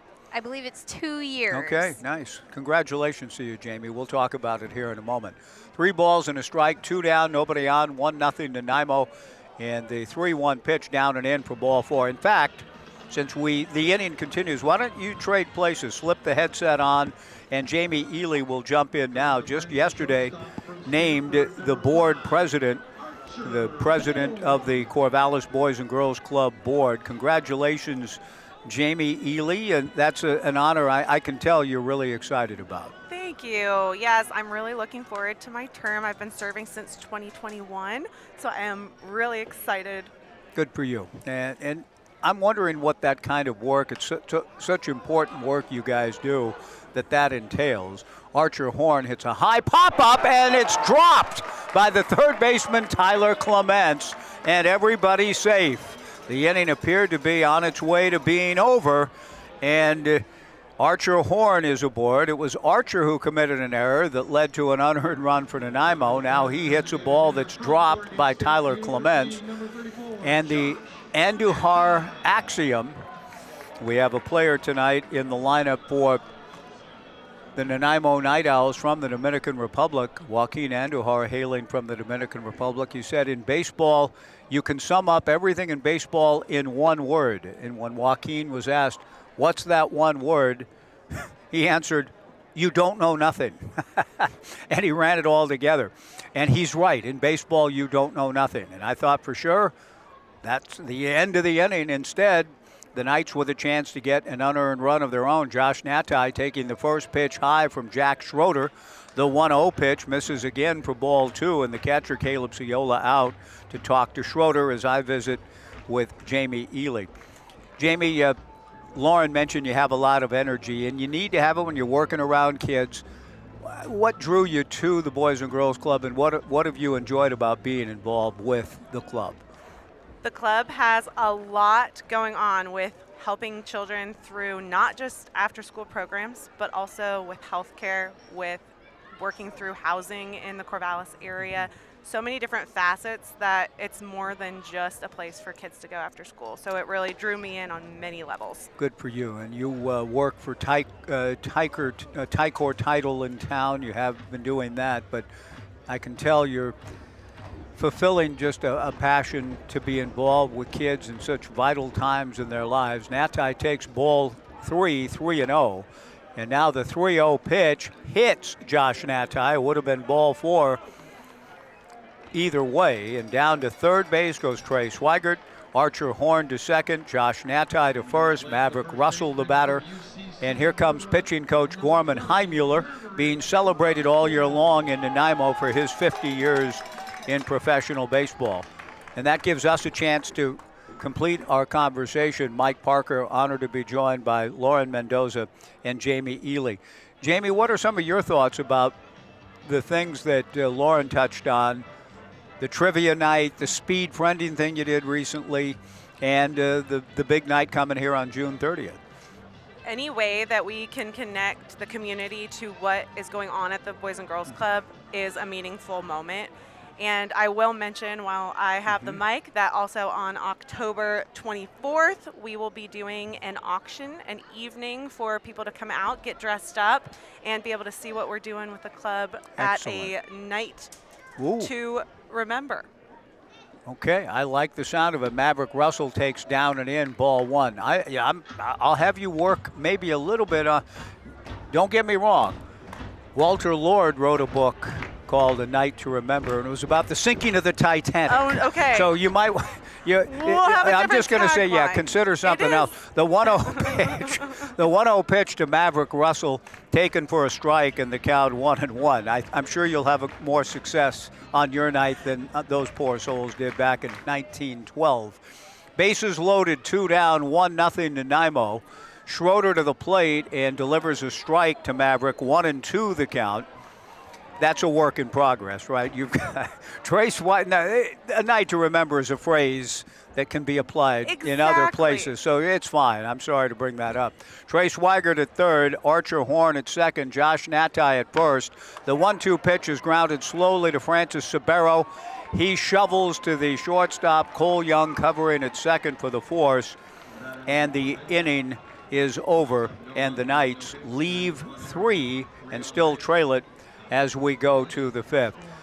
Well, Jamie, I want to thank you for coming up and congratulate you on your appointment as the board president for the Boys and Girls Club. Lauren, thanks for coming by. Have a great time tomorrow night. Thank you. And we'll be talking more about that event coming up on October 24th. Last thing, the breakfast this year was a huge success with Jamarcus Shepard, correct? So inspiring. I think everyone left there ready for their day and ready to contribute to the futures of the kids that are at the club. Well, for keep up that important and great work, and thanks for joining us tonight Thank you here. for having us. Thank you very much. Jamie Ely and Lauren Mendoza.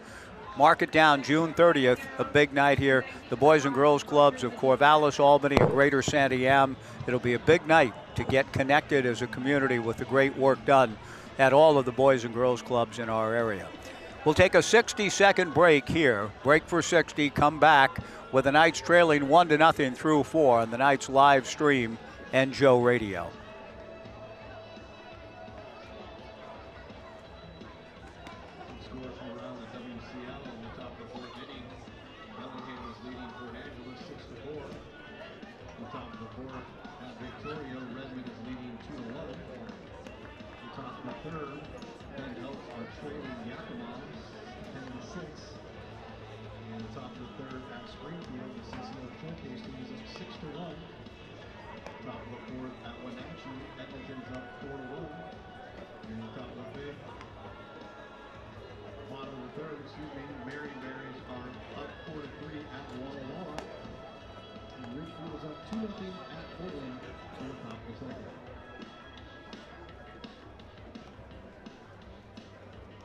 Leading off the inning for Nanaimo is the third baseman, number 52, Tyler Clements.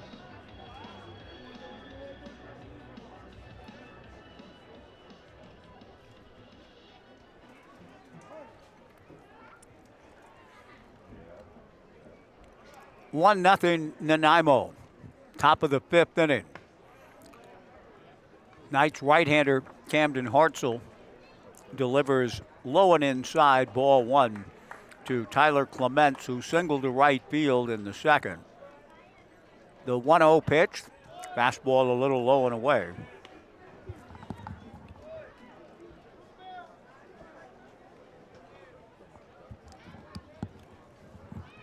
Two balls and no strikes. Hartzell back with a 2-0 pitch, a strike, and the count 2-1.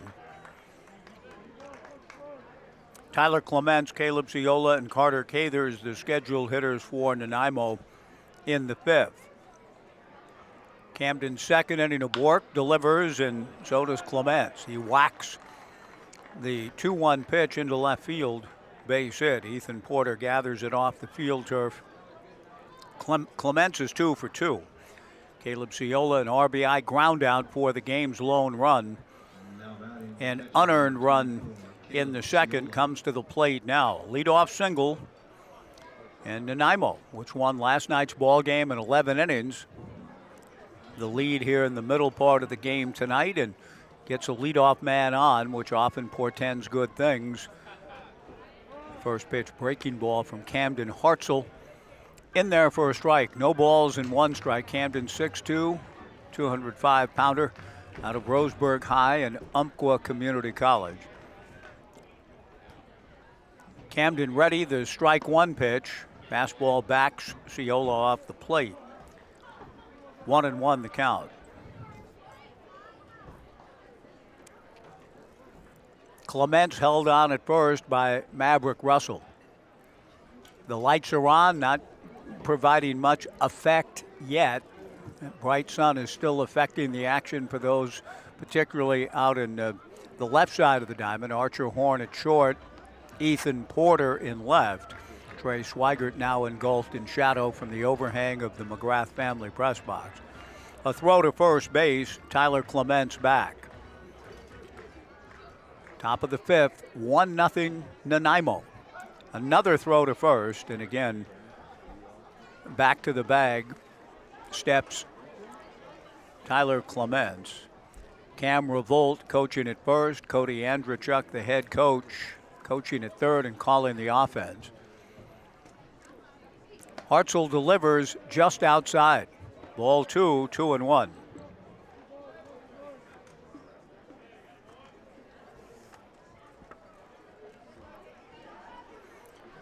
Ciola out of Springdale, Arkansas. Good old Springdale, eh? Yep, and Central Missouri, a D2 school. Swings and pops one up, foul down the right field line. It's a long run. Diving attempt made by Zane Garvey in foul territory. Not able to hang on. He disappeared out of my view, made a sliding attempt, nearly made a spectacular catch. Not quite able to pull it in, sliding onto the warning track down the line. 2 balls and 2 strikes to Caleb Ciola.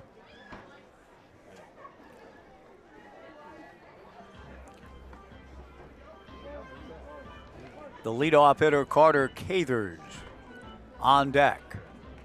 Camden Hartzell comes set, delivers, popped up on the right side. This is a fair ball. Second baseman Ian Draper is calling, and Ian makes the catch for the first out of the top of the fifth. Really appreciate the work that the Corvallis Boys and Girls Club does, and my thanks to both Lauren Mendoza and for Jamie Ely for coming up to promote the event coming up on June 30th. And make a note about the October 24th gala event, a fundraiser. Sounds like a lot of fun. They're doing things that go well beyond the scope of just working with kids, but providing opportunities for adults. Tomorrow night's trivia night, for example, is a 21 and over event at the Boys and Girls Club on Circle in Corvallis, just off of Circle next to Linus Pauling and the Osborne Aquatic Center. Breaking ball strike to Carter Cathers. 0-1 the count. Hartzell throws over to first. Back to the bag goes Tyler Clements. And recently at their fundraising breakfast, their annual event, Jamarcus Shepard was an absolute grand slam of a hit. And they raised a tremendous amount of money for all the great work they do, thanks to Jamarcus providing an inspirational message. A breaking ball to Cathers, drilled into left field, base hit. Ethan Porter over a few steps to his right to gather the ball in. Cathers stops at first after Tyler Clements goes into second. 2 base hits in the inning for the Night Owls. Runners at first and second and 1 out for Talon Zenk, the center fielder.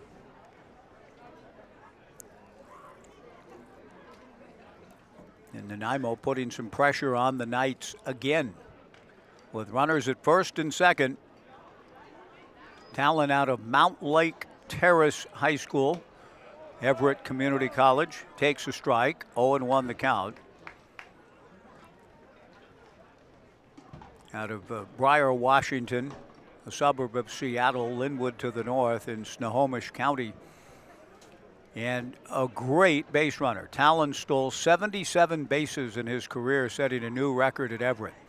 Tried to be an RBI man here. He takes a strike 1 pitch for a strike. Tonight, Talon has walked and struck out looking. Out of Mount Lake Terrace High School, Talon Zenk in his second summer as a Nanaimo Night Owl. Nanaimo leading 1-0, 2 on, 1 out, top of the fifth. Camden Hartzell to the plate. Breaking ball lifted to right field. Going back on the ball is Zane Garvey. Still going back, and the ball bounces over the fence for a ground rule double, which is a break of sorts. 1 run will score, but 2 would have scored easily. Tyler Clements scores on the ball that bounds over the fence on a hop in right field. But Cathers, who would have scored, is held at third with the ball bouncing over the fence, and Talon Zenk with the RBI ground rule double to put Nanaimo up 2-0 and leave the Night Owls with runners at second and third and 1 out for Ethan Reynolds. Well, that was an occasion of paying a price for the shallow deployment. A well-struck ball to the opposite field by Zenk. And now a well-struck ball on the pull side for Ethan Reynolds to deep left field. Ethan Porter goes back a step shy of the warning track to make the catch, but Carter Cathers tags up from third and scores. A couple of long drives have resulted on the last two swings in runs for the Night Owls, who up the lead to 3-0. Really well struck by Ethan Reynolds for the sacrifice fly. He's the team leader in runs batted in. And the Night Owls hitterish here in the fifth inning. A leadoff single, another single from Cathers, a double from Zank, a home sacrifice fly from Reynolds that just missed being a home run. Nanaimo leads it 3-0, and now it's going to be 4-0 on the first pitch to Jacob Hayes, pulled down the left field line into the corner. Talon Zank scores. Jacob Hayes trots into second with a double. 4-0 Nanaimo as the Knights' funk continues on this beautiful night at Goss Stadium at Coleman Field. It is not often in these summers, these championship summers, going beyond, Arthur Miller, an okay film, that championship season. If you made a story of the Corvallis Knights, you'd have to call it those championship seasons, not that championship season. There's 10 of them. But saying that, it's true that not often in all of those championship seasons have I ever uttered the phrase, the Knights have lost their third game in a row. But unless they've got a big rally in them tonight, and they rallied last night from 4 down in the bottom of the ninth, so this is far from over. Nevertheless, it's clear the Knights are not quite yet hit their stride in the summer of 26. Lucas Clem takes a strike, 0-1 the count. Fastball hit foul into Urchin Alley to our right, and the count 0-2. But the Nanaimo Night Owls winning last night in extra innings, leading tonight 4-0 in the fifth, bearing down on a series win here this evening. Both teams entering the game at 9-7. 0-2 to Lucas Clem, who's been up twice, struck out twice. Once against Bryce Hill, the Knights starter, and then Camden Hartzell last inning. Camden delivers a strike 2 pitch in the turf, 1-2 the count. Good contact here in the inning. I mean, the balls have been squared up by Nanaimo. They've been swinging with authority. Jacob Hayes at second, 2 down, 1 ball and 2 strikes. Camden Hartzell kicks and comes to the plate, swung on and fouled at the plate, and got a piece of Xavier Rios. Home plate umpire J.T. Rentschler heard it and saw it and gives Xavier a little time to try to recover, walking the baseball back out to Xavier's battery mate, Camden Hartzell. Top of the fifth, 4-0 in favor of Nanaimo. Camden peering in to Xavier. 1 ball and 2 strikes to Lucas Clem with Jacob Hayes at second and 2 down. Breaking ball lifted toward the gap in right center field, and this will get down over the head of Zane Garvey, and between Zane and Max Medina, Jacob Hayes trots home, racing for third base, and getting in there with a triple is Lucas Clem. And Nanaimo opening up the floodgates here in the fifth, lead it 5-0 in a 4-run inning. Well, the Knights may indeed be in a salvage mode tomorrow. And again, that's not something we're accustomed to around here.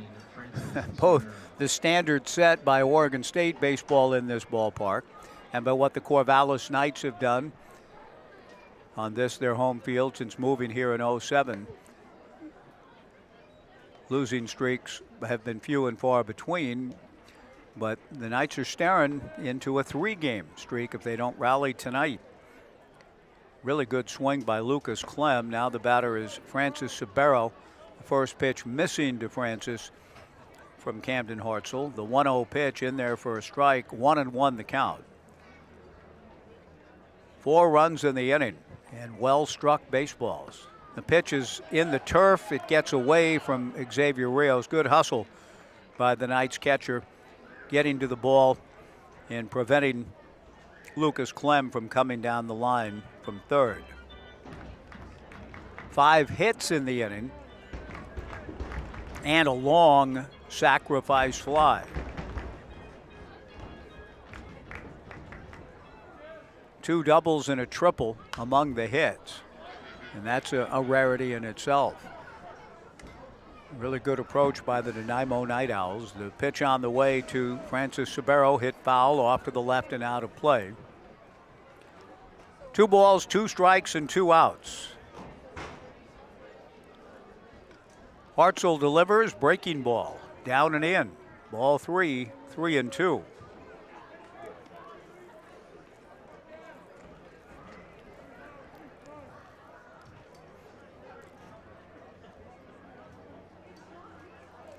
From the stretch, the right-hander ready, the 3-2 pitch, very high. Ball 4. Sabero drawing the 2-out walk. Cole Young, who has walked and flied to right, on his way to the plate. And Brooke Knight is on his way out to the mound. It has been, without question, a really rough inning for Knight's right-hander Camden Hartzell. And Brooke appears to be heading out to make a pitching change. 4 runs and 5 hits in the inning. And a walk yielded by Francis Sabero leads to the end of his outing. He went 1-2-3 last inning, but unfortunately hit around pretty hard here in the 5th and leaves the game. We'll have a pitching change brought to you by Wilson Motors. Remember to drop by Wilson Motors for your free ticket for the July 23rd game here at Goss Stadium at Coleman Field. Wilson Motors giving away tickets for that game. You can drop by the dealership at 5th and Buchanan anytime between now and then. Get your tickets and we'll see you on July 23rd. 2-minute pitching change break. 5-0 Nanaimo. Back after this on the Knights live stream and Joe Radio.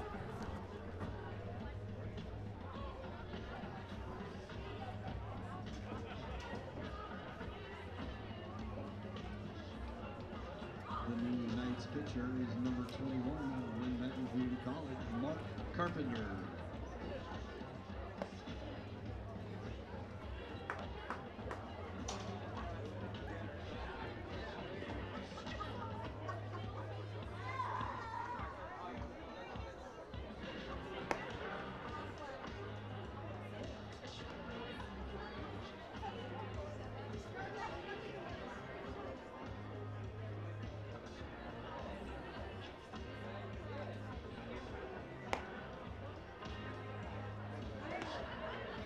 Update on Knights and the pros. Travis Mazzano goes 1 for 3 in the game tonight.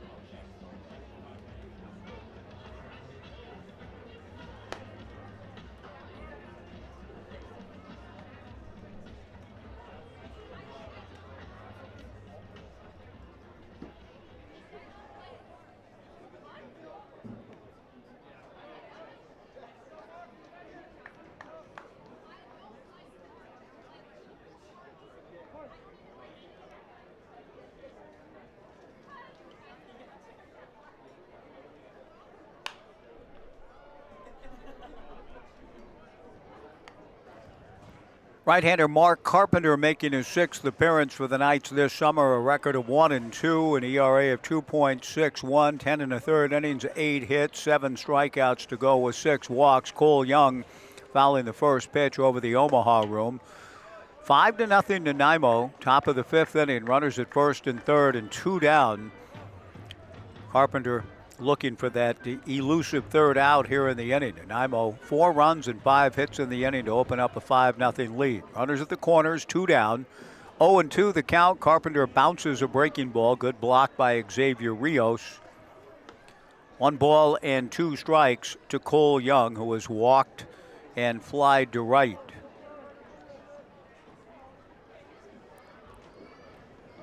Lucas Clem at third, Francis Sabero at first. 1-2 to Cole Young, the ninth man to come to the plate in the inning. 4 have scored. A throw to first base, Sabero back.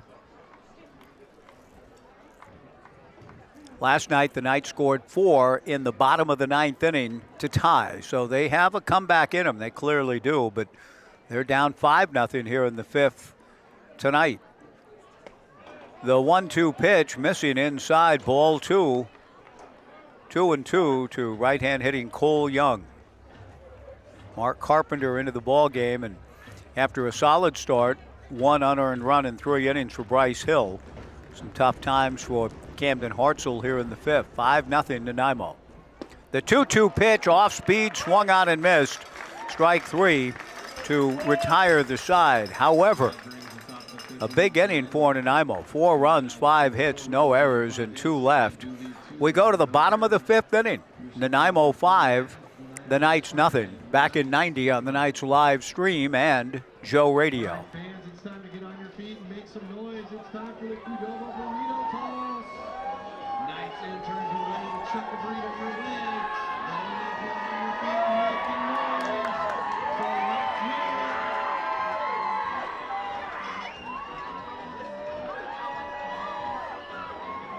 We gotta keep making noise, folks. We got interns looking to toss them. Make sure to turn in your burritos to Qdoba to redeem a free entree.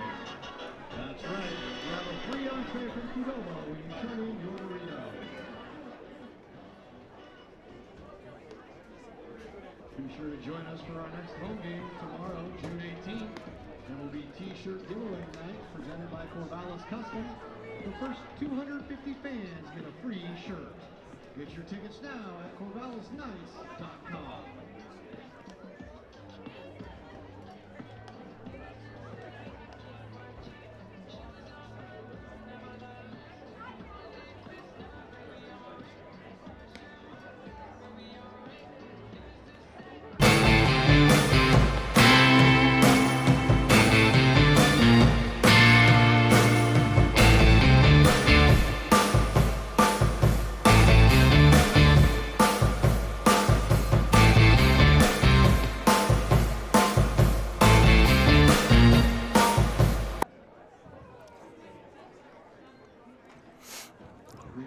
How soon? The catcher from Cal State Norridge, number 15, Xavier Rios.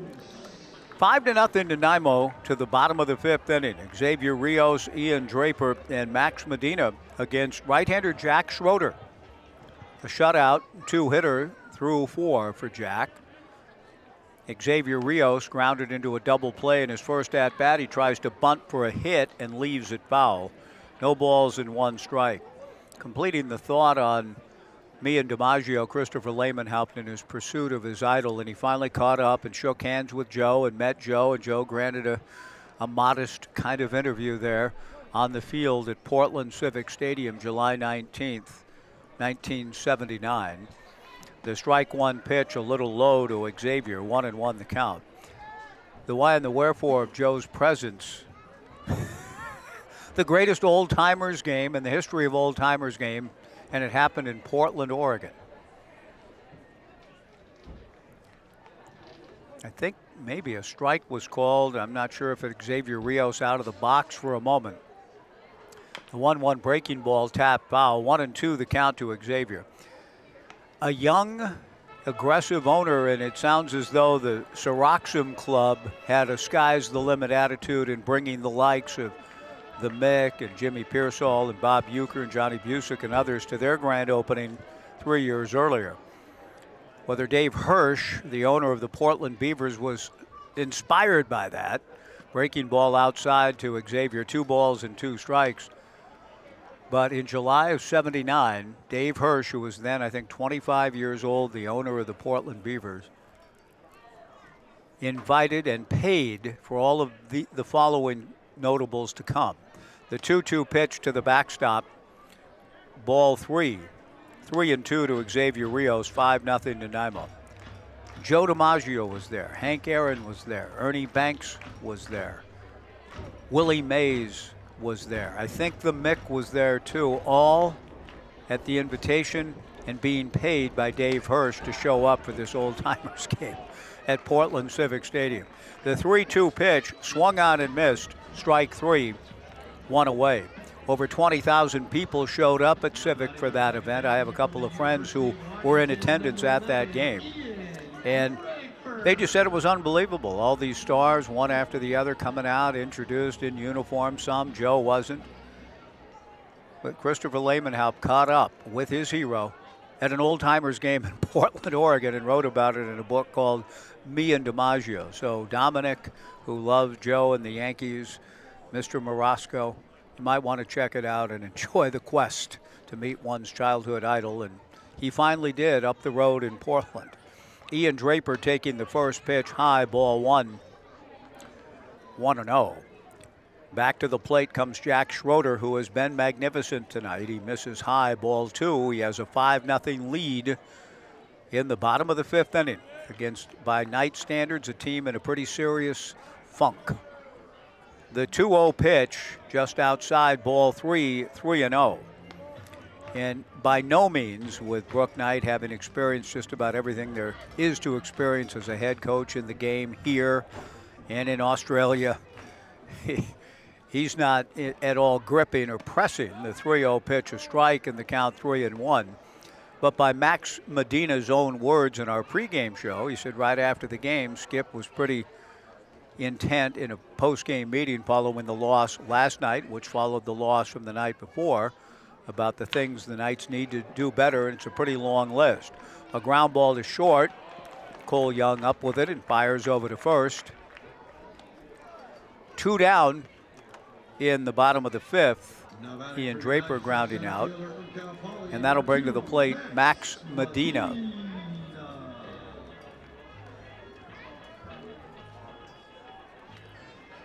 Max, who was indeed an outstanding guest to have on in our pregame show back at 6:25, said that the message was pretty clear from Skip about what the Knights needed to do tonight and going forward. And the guys took it very seriously and were out at the yard 5.5 hours before the first pitch working on a number of things. Max Medina takes outside, ball 1, 1-0. But at least so far, it's Nanaimo that has played better baseball, cleaner baseball, and they've hit. They've swung their bats. They lead it 5-0. 4 runs and 5 hits in the top of this inning. Max takes a strike, 1-1 the count, 2 down, nobody on. The 1-1 pitch in the turf, and the count goes to 2 balls and a strike.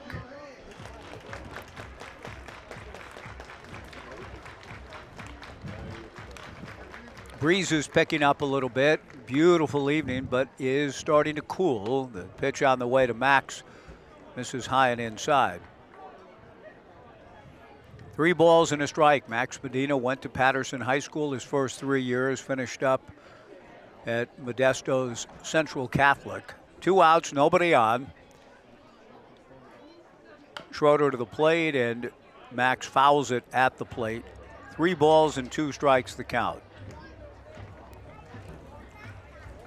Lamenhaupt wrote of his befuddlement and finally seeing Joe at this old. He walked up to Joe, and his first question was, "Joe, what are you doing here in Portland?" And Joe said, "Ask that man over there." It was 24-year-old Dave Hirsch in a fancy business suit, handing out $100 bills to those participating in a home run derby. Pretty flamboyant. He was trying to pitch Portland for Major League Baseball back in '79 and wanting to show that if you brought people, if you put a good show on, the fans would come out, and they came out in huge numbers. Medina takes the 3-1 pitch high and away for ball 4. It's 2026, still no Major League Baseball. There almost was with the Delta Dome vote back in 1964. The levee didn't pass, possibly because the levee broke in that same area with the Vanport flood in '48, 16 years earlier. And the memories of that, the people that were against it, it was a very, very close vote. Portland would have had the NFL and Major League Baseball before Seattle. But the Delta Dome didn't pass. It narrowly missed being passed by the legislature, and the city of Portland and the Major League Baseball, the NFL, still not present in the Rose City, but almost came in '64. A throw to first base, back to the bag goes Max Medina. Breaking ball very high. 1 ball and 1 strike to Ethan, who was singled to right and struck out. Dave Hirsch, some 15 years later in '79, thought Portland was a major league city and invited these great legends of the game for his old timers game that drew over 20,000. And Dave's argument was, look, you put a product out there, fans will come. Porter, a fly ball to left field. Carter Cathers moving over to make the catch. The inning is over. 5 quality shutout innings for the right-hander Jack Schroeder. We go to the 6th, Nanaimo 5, and the Knights nothing. Back in '90 on the Knights live stream, NJO Radio.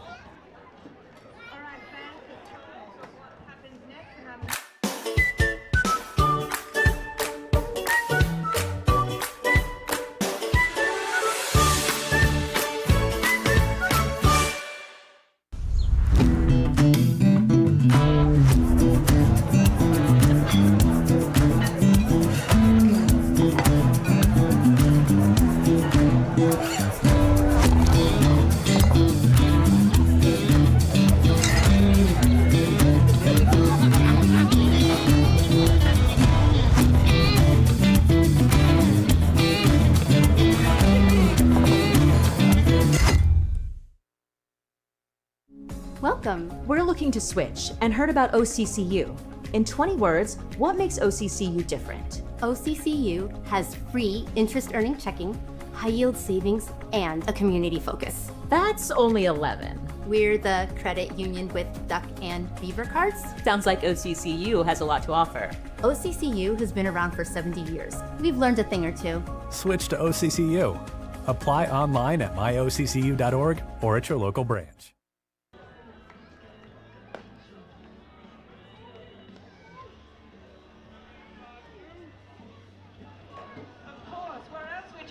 Steering wheel. Thanks for playing, Mike.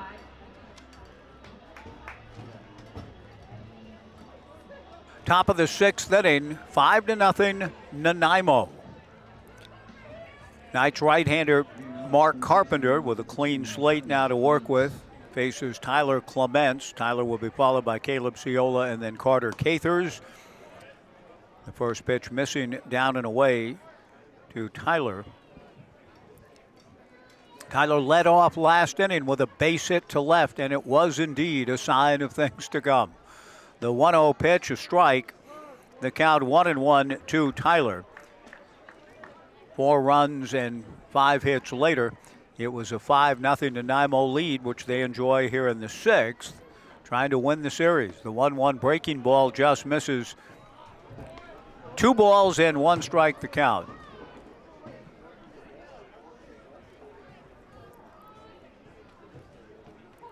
Carpenter nods yes. The right-hander kicks and comes back with a 2-1 pitch, a fly ball to right field, playable for Zane Garvey. Zane moves over a couple of steps to his left and makes the catch. 1 away. Caleb Ciola, who has grounded out to produce a run and popped out to second, coming to the plate. The Knights continuing this homestand with Edmonton coming to town on Friday night. Another game with the NightOwls tomorrow. T-shirt night tonight here. Make sure you get here early. The first 250 fans will get snazzy 2026 Corvallis Knights official T-shirt. First pitch strike from the right-hander Mark Carpenter. The 0-1 pitch on the inside corner for strike 2. 0-2 the count. T-shirt night tomorrow presented by Corvallis Custom. A dash for cash here on Friday. The strike 2 pitch swung on and missed. Strike 3. Carpenter's done a nice job since entering the ball game. A strikeout to end the 5th, and he's retired the first 2 batters here in the 6th, with Nanaimo enjoying a 5-0 lead. Friday night, a $1,000 dash for cash night for the kids. If I may go, Cohen brothers and Tim Robbins on you for the kids. That's great, kid. Little circle drawn for the kids. Anyway, for the kids, underrated Coen Brothers film, The Hudsucker Proxy. For the kids. But for the kids, Friday night, $1,000 dash for cash. State Farm agents Monica Baez, Suzanne Rope, Jim Coleman, and Severn Thomas providing the $1,000 that the kids will be chasing down on the field. It's always a fun show to watch. And if you coach your kids up right, they can make it a pretty lucrative night. The pitch to Carter Cathers, fouled back. 1 ball, 1 strike, 2 down, nobody on. Breaking ball hooked high and deep down the left field line. Ethan Porter, a long run, and a step or two into foul territory. Ethan makes the catch to retire the side. Ethan doing a nice job. He may find a spot in Oregon State's outfield next spring. He'll find a spot somewhere because he can flat out hit. A good catch there by Porter. A 1-2-3 inning for Mark Carpenter. And it's time for the Knights to become flat-out hitters. They haven't been yet. There's still plenty of time, and they'll face a new pitcher when we go to the bottom of the 6th. Pitching change break back in 2 minutes for the bottom of the 6th after 5.5. 5-0 Nanaimo, back in 2 on the live stream and Joe Radio.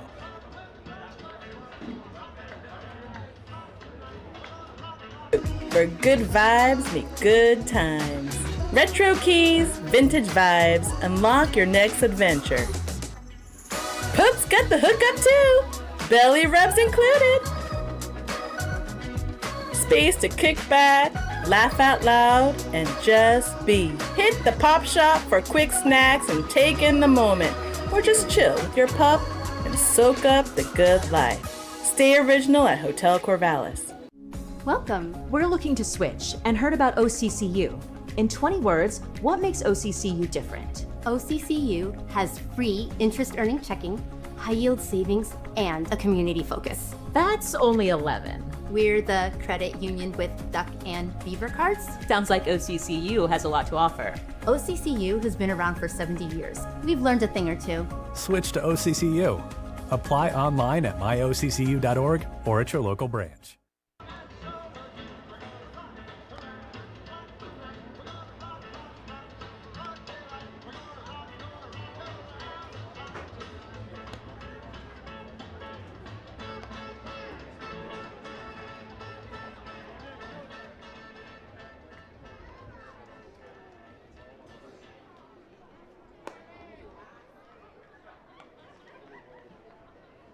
Leading off the bottom of the 6th inning for your Knights, the right fielder from Western Oregon, number 6, Zane Garvey.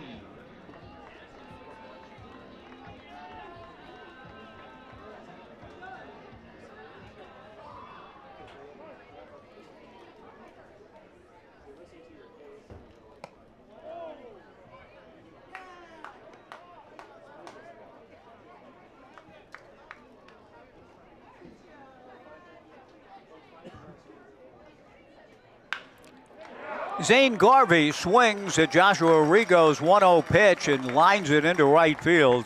Base hit.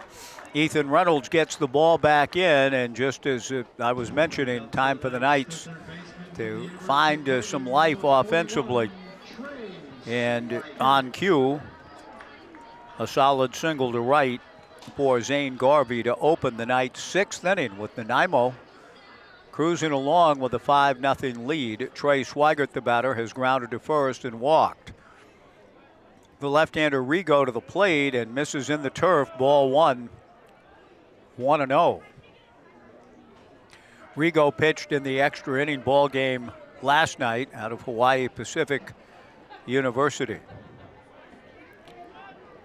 Steve Kimmel has just sent me, he's here with his grandson tonight, sitting to my left. He just handed me a list of country music songs he's trying to learn to play. The 1-0 pitch is grounded to the hole at short and through into left field for a base hit. Zane Garvey stops at second. Trey Swigert, a squib single through the 6-hole. The Night Owls were playing him to pull. And with due respect to Jolene and Dolly Parton, the songs that Steve has on his list, I would put many of them above Jolene, as good of a song as it is. For example, He Stopped Loving Her Today. Crazy by Patsy Cline. You're Cheating Hard. Coal Miner's Daughter. Stand By Your Man. Ring of Fire. Folsom Prison Blues. All greater. The pitch on the way. In there for a strike to Archer Horn. 2 on, nobody out. El Paso, Marty Robbins. Greater. Sunday Morning Coming Down. Greater. Take Me Home, Country Roads. Greater. Thank you for showing me your list, Steve. 2 on, nobody out. The strike one, breaking ball to the backstop, and the Knights runners move up 90 feet on the wild pitch. Zane Garvey to third, Trey Swigert to second, and a new pitcher in after the brilliant shutout performance by Jack Schroeder. Through 5 innings, he has a chance to get the win, but Joshua Rigo has allowed 2 base hits, and he's behind. With the count, I should say, even at 1-1 to Archer. Changeup swung on and missed. The count 1-2. Pretty big at bat right here for Rigo. The Knights trying to show some life and get back in the game down 5-0. Rigo needs an out. Zane Garvey at third, Trey Swigert at second. The 1-2 pitch is pulled to the hole, knocked down by the first baseman Chia, and everybody's safe. Down the line to score is Zane Garvey. Trey Swigert to third, and the Knights have come to life in the bottom of the 6th and are on the board. Now Nanaimo 5 and the Knights 1. And we'll wait on what Brooks Hatch has to say about the play from an official scoring standpoint. And that'll be an error charge to the first baseman, Lucas Chia. So the Knights with a run on the board and have runners at first and third and nobody out for Josh Natai. Josh takes a strike, 0-1 the count. Josh has struck out looking and been hit by a pitch. And this is a situation for the big young man out of Sydney looking to at least deliver the scoring fly ball. A throw to first base, and back to the bag goes Archer Horn. Trey Swigert at third, Archer at first. 5-1 Nanaimo, bottom of the 6th inning. Joshua Rigo from the stretch delivers to Natai. Fastball swung on and missed. The count 0-2. Maverick Russell, the on-deck hitter.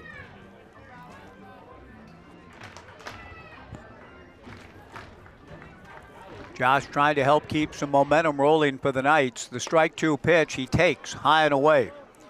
1 ball and 2 strikes the count to Josh.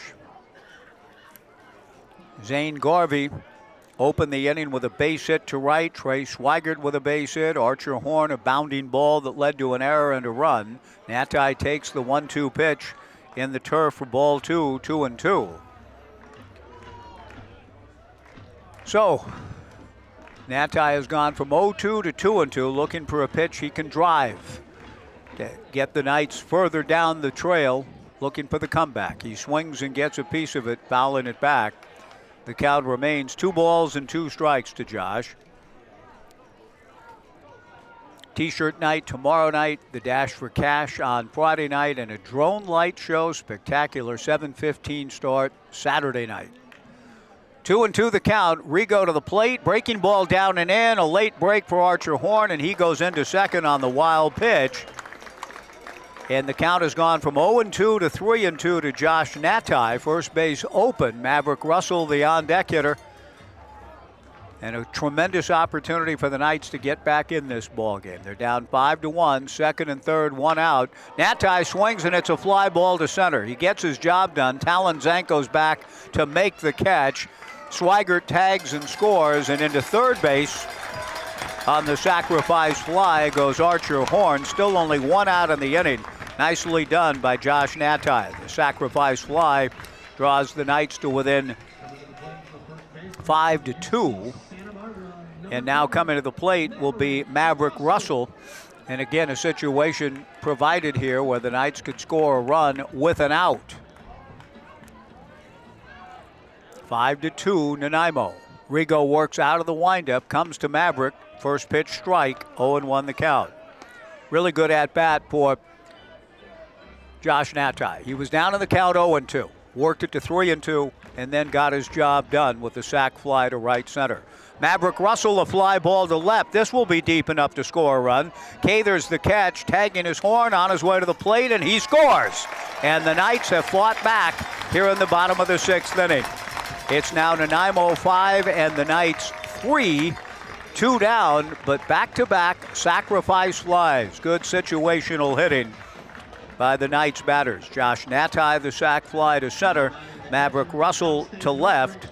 Archer Horn down the line with the 3rd run of the frame. And Xavier Rios, the batter, with 2 outs and nobody on.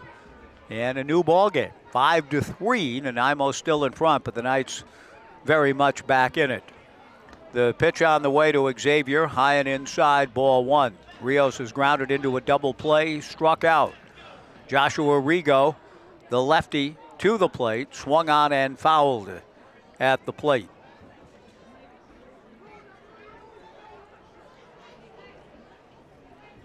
One ball and 1 strike with 2 down in the bottom of the 6th. The 3-run frame for the Knights thus far. Rios trying to restart things, takes the 1-1 pitch for a strike. 1-2 the count to Xavier. Ian Draper on deck. Much bigger crowd in here tonight, and have been more enthusiastic, even down as much as the Knights have been. It's been a energetic house at Goss Stadium at Coleman Field.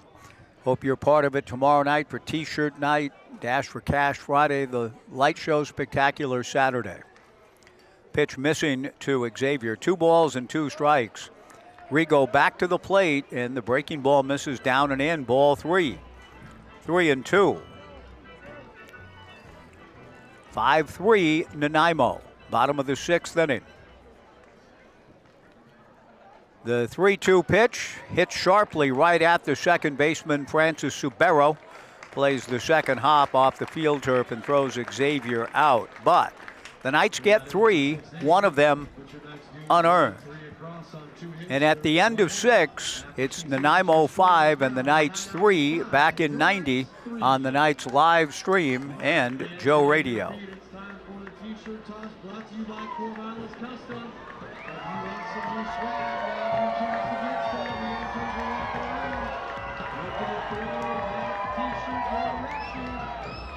Eugene Airport, we want to say thank you. Thank you to our community for choosing us to connect you to many destinations, other cultures, your families, and friends. Thank you to our dedicated and professional staff for ensuring the airport experience is excellent. And thank you to local residents and businesses for making us who we are. We are proud to serve you, our region, and beyond. Together, we continue to grow and thrive. Thank you for flying local and for flying EUG. Welcome. We're looking to switch and heard about OCCU. In 20 words, what makes OCCU different? OCCU has free interest earning checking, high yield savings, and a community focus. That's only 11. We're the credit union with duck and beaver cards. Sounds like OCCU has a lot to offer. OCCU has been around for 70 years. We've learned a thing or two. Switch to OCCU.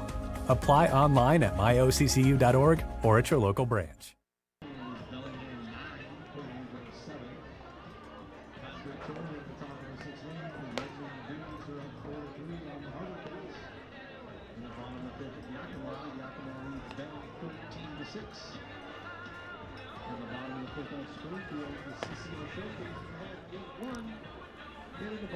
The Knights coming back to make it far more interesting for the fans on this beautiful heading toward the summer solstice night, the 17th of June 2026, the longest day of the year coming up in 4 days.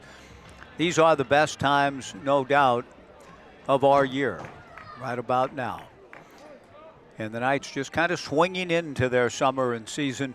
You can kind of see they're not, I don't think, quite yet fully who they're going to be or what they're going to be. In the last couple of games have reflected it a bit. Through 6 innings, Nanaimo 5 runs, 6 hits, and 2 errors. The Knights 3 runs, 4 hits, and 1 error. Mark Carpenter has pitched well. The right-hander misses to Talon Zink. The 1-0 pitch from Mark is down and away for ball 2. 2-0 to Talon Zink, who was part of the huge uprising in the 5th for Nanaimo. 4 runs and 5 hits. Talon Zink with a ground rule double and RBI in that frame. He takes the 2-0 pitch down and away for ball 3. 3-0. Talon Zink, Ethan Reynolds, and Jacob Hayes for Nanaimo in the top of the 7th inning. Carpenter back to the plate. A 3-0 pitch taken all the way by Talon for a strike, 3-1. Carpenter and Xavier Rios, the battery for the Knights. Maverick Russell at first, Ian Draper at second, Archer Horn at short, Trey Swigert at third. The 3-1 pitch, that's a strike, and the count goes full to 3-2.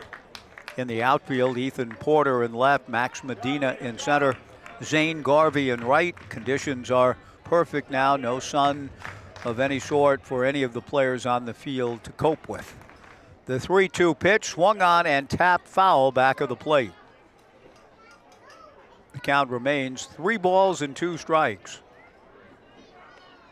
Top of the 7th of game 2 between the Night Owls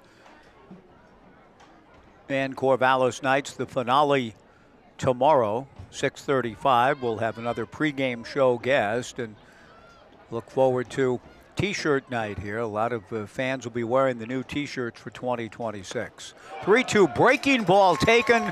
Strike 3 called. 1 away. Excellent job by Mark Carpenter to come back from a 3-0 count, fill up the zone, and get the strikeout looking on Zink. And Ethan Reynolds, the batter. Ethan has walked and driven a couple of balls deep. Ethan Porter has chased them both down. The second one went for a sacrifice fly on the warning track in the 5th inning and straightaway left. He swings at the first pitch, does Ethan, fouls it straight back. No balls and 1 strike here in the top of the 7th inning.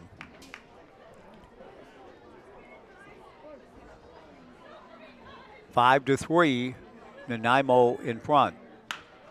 He swings and whacks one back up the middle into center field, does Ethan Reynolds, base hit. Really good looking hitter. Tonight has walked, fly to left, had the sac fly, and now a base hit to center field.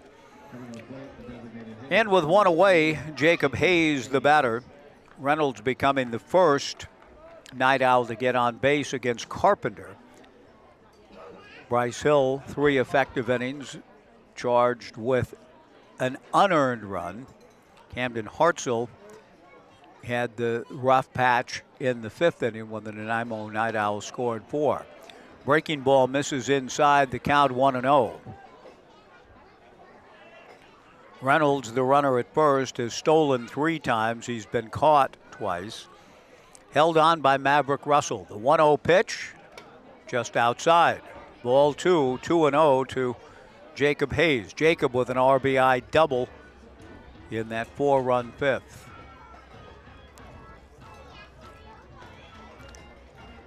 Two and 0 the count. From the stretch, Mark Carpenter ready to go. Fastball, a line drive to center field. Medina closing turf quickly, plays it on a hop, and it's a base hit. He might have been played it into an error. We'll see how Brooke Knight scores it, because all the way to third base goes Ethan Reynolds.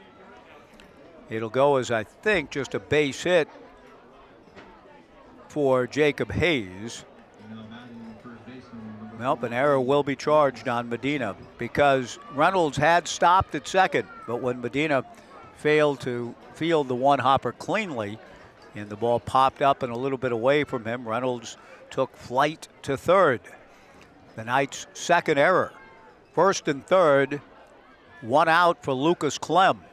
5-3 Nanaimo in the 7th. The Knights infield at double play depth. Carpenter to the plate. Big breaking ball swung on and missed by Lucas. 0-1 the count.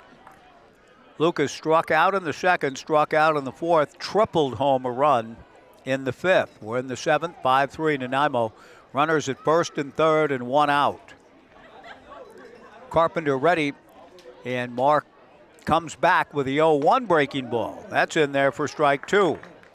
0-2 the count. Francis Subero, the on-deck hitter.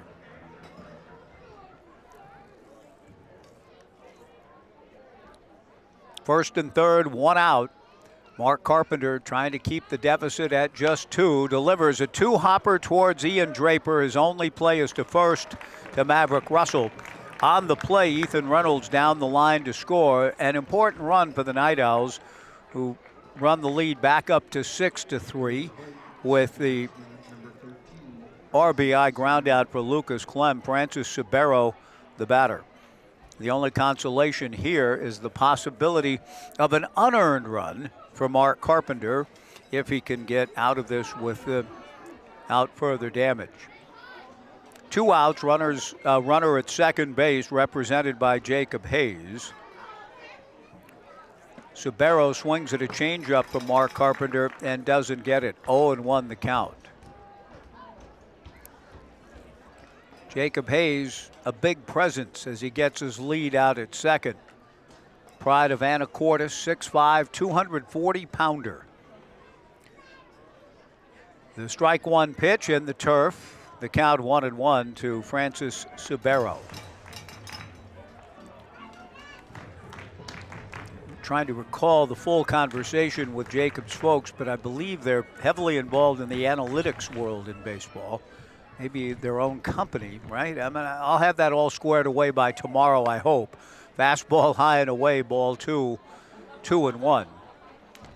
Involved in a world that is somewhat Greek to me, but I know it's the lifeblood of so many organizations now, and it was an interesting conversation with Jacobs folks last year. Pitch on the way, a chopper back of first. It is a fair ball fielded by Maverick Russell. He gets the baseball to Mark Carpenter covering, and the inning is over. Maybe synergy analytics, something to that effect in Anacortes. I'll try to know more come tomorrow. But a nice inning for Nanaimo. After the Knights had closed the gap to 5-3, they pick up another run to kind of keep momentum in their favor. 1 run, 2 hits, an error. The run is unearned, but it does run the lead back up to 3 for Nanaimo. They have a new pitcher coming in. We'll take a 2-minute pitching change break. 6-3 Night Owls back in 2 on the Knights live stream and Joe Radio. Airport, we want to say thank you. Thank you to our community for choosing us to connect you to many destinations, other cultures, your families, and friends. Thank you to our dedicated and professional staff for ensuring the airport experience is excellent. And thank you to local residents and businesses for making us who we are. We are proud to serve you, our region, and beyond. Together, we continue to grow and thrive. Thank you for flying local and for flying EUG. Welcome. We're looking to switch and heard about OCCU. In 20 words, what makes OCCU different? OCCU has free interest-earning checking, high-yield savings, and a community focus. That's only 11. We're the credit union with duck and beaver cards. Sounds like OCCU has a lot to offer. OCCU has been around for 70 years. We've learned a thing or two. Switch to OCCU. Apply online at myoccu.org or at your local branch.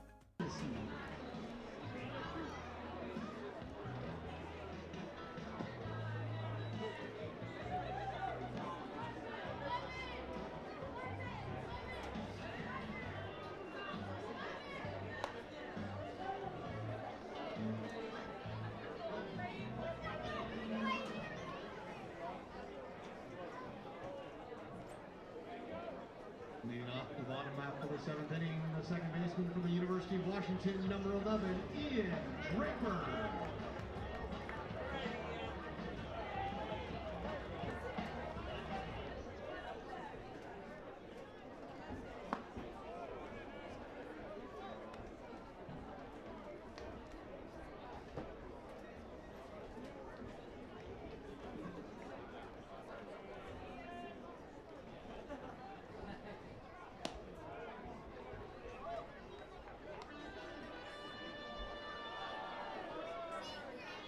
Bottom of the 7th, 6-3 Nanaimo. Trey Minisee working on Ian Draper. A 1-1 pitch from the right-hander misses up and away. Ball 2, 2-1. The Knights showed life, down 5-0, scored 3 to pull within 2 runs, but the Night Owls got a run in the top of the 7th inning. The Knights hope that that doesn't act as too much of a deterrent as they continue to try to fight their way back in this ball game. The 2-1 pitch misses for ball 3, 3-1. Menacee to the plate, the 3-1 pitch, a line drive right at third baseman Tyler Clements, and Ian Draper now 1 for 3 on the night, retired to open the bottom of the 7th inning. It's a type of line drive and play right there that earlier in the evening would be problematic. The ball would be right in the path of the sun, but here very benign conditions along those lines, and Draper retired. Max Medina, the batter, and right-hander Trey Menacee to the plate, delivers a strike in the count 0-1.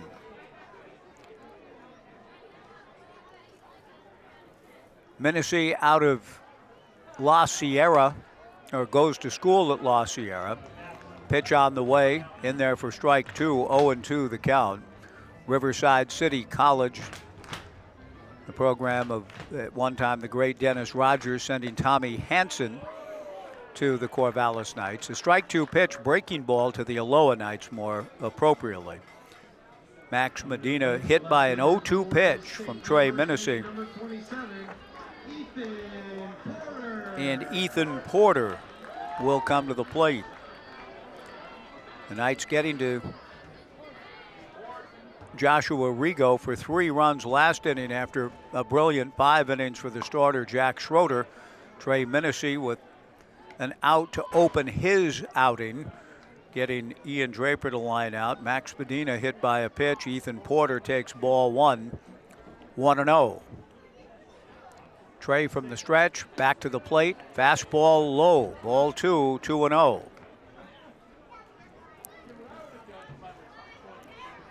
Trey Menacee, the 3rd pitcher of the evening out of Riverside City College. Delivers to Porter. Ethan, a fly ball to right center field. Ethan Reynolds on the run. The ball will carry over Ethan's head off the middle of the fence out in right center field. The ball juggled there, rounding third. On his way to the plate is Max Medina. He will score, and Ethan Porter into second base with a booming double off the middle of the fence under the scoreboard in right field.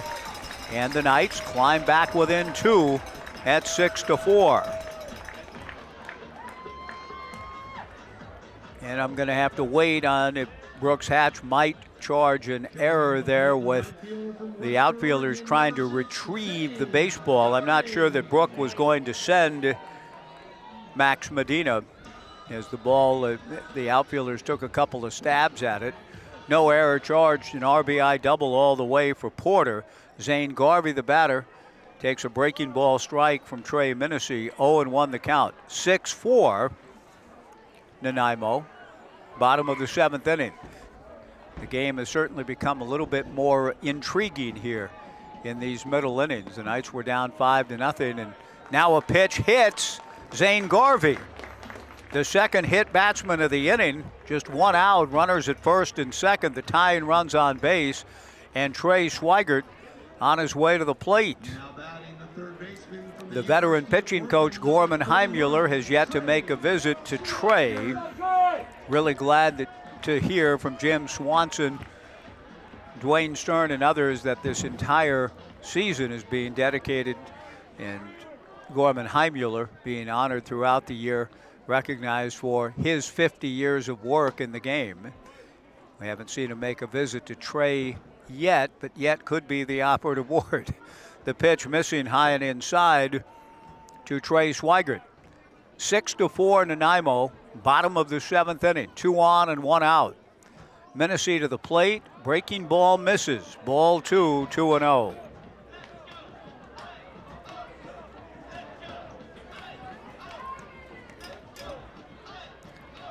Runners at first and second, and 1 out. The Knights have scored a run, trail 6-4. The pitch to Swigert, rope to right. That'll get by Ethan Reynolds all the way to the base of the fence. Ethan Porter scores, being held at third base, and getting into third is Zane Garvey. Swigert, a bullet to right field for a double, pulling into second.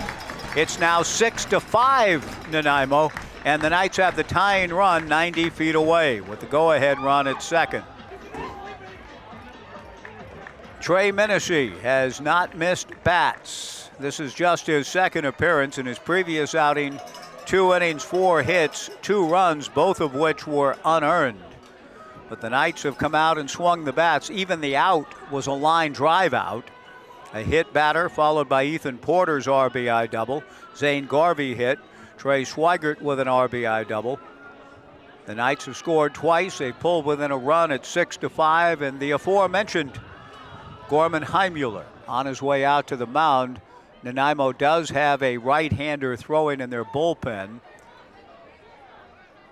That appears to be Musu Nonomaya.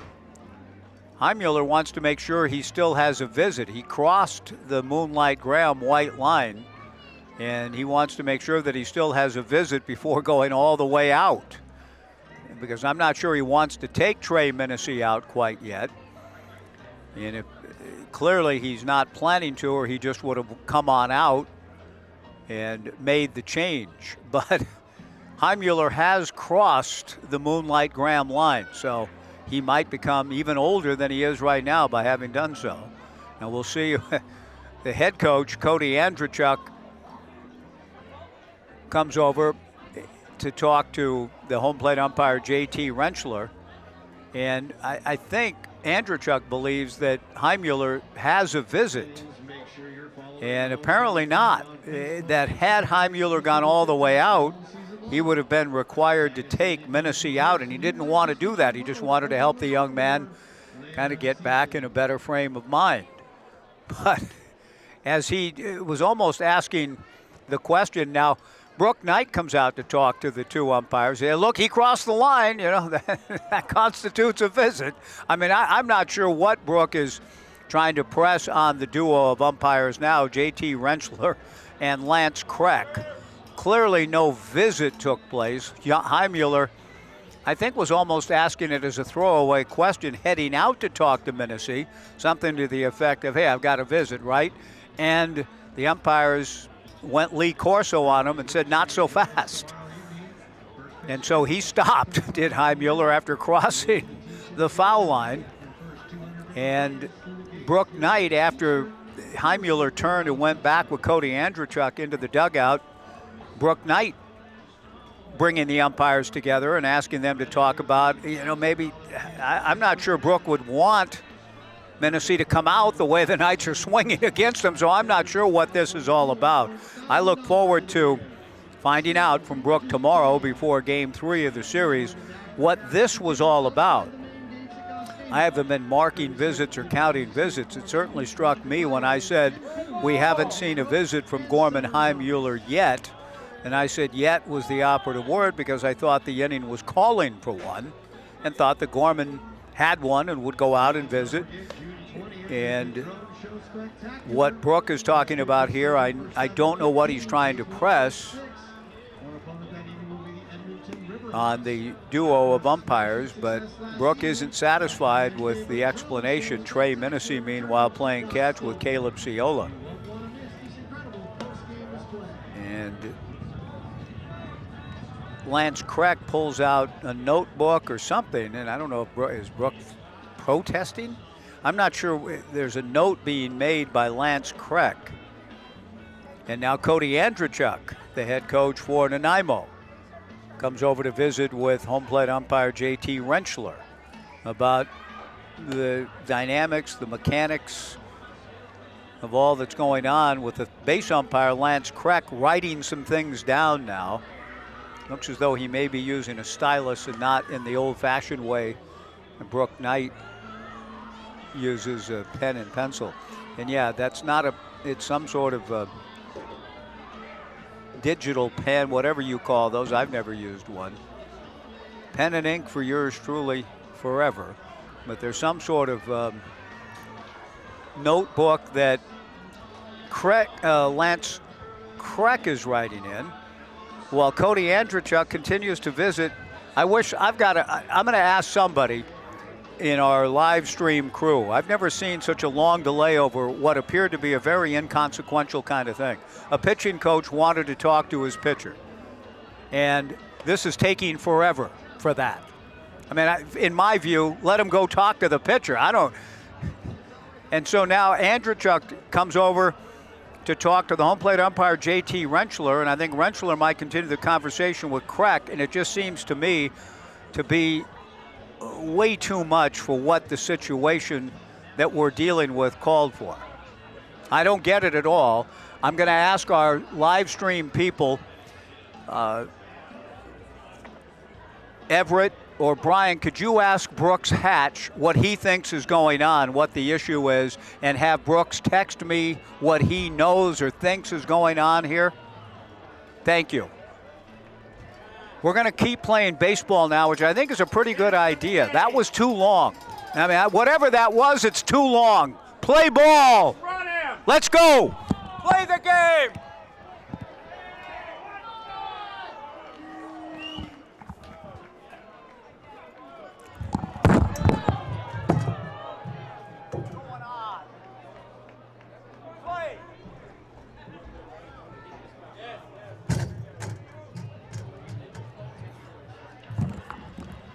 Apparently, Gorman Heimuller's been ejected from the game. I don't blame him, really. I don't know what the heck is going on here. Heimuller ejected over all of this. He wanted to go out and pay a visit to his pitcher, which to me seemed perfectly reasonable.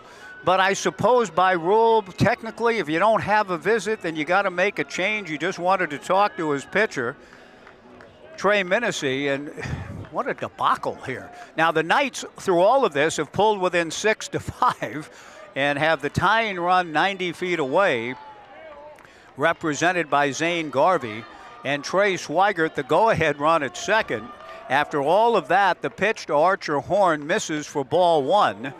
The 1-0 fastball inside for ball two, 2-0. One of the strangest sequences, and I've been around the game since April of 1966, and I have no idea what just happened.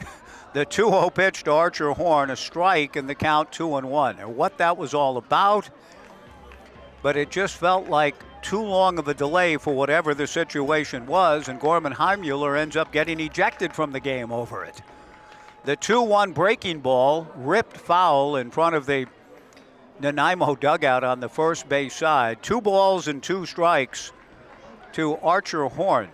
The Knights have scored twice, in fact 5 runs in the last 2 innings. The infield pulled in for the Night Owls. Runners at second and third, 1 out. The pitch to Archer Horn, off speed, swung on and missed, strike 3. That's a big out after all of that, and Cody Andrechuk is on his way out to the mound. And Andrechuk pointing at the home plate umpire, J.T. Rentschler, in somewhat of almost an intimidating kind of way. Rentschler very upset about the things that have unfolded here. And I don't really blame him. The right-hander was already coming in from out of the bullpen before head coach Cody Andrechuk made the call to the pen. Minesey's night is over. He strikes out Archer Horn, will leave here. Josh Natai coming up. I'm going to go through here during a 2-minute pitching change break. Back in 2, see if I can talk to Brooks at 6-5. The Knights have pulled within a run, have 2 on and 2 out when we return after 2 on Joe Radio.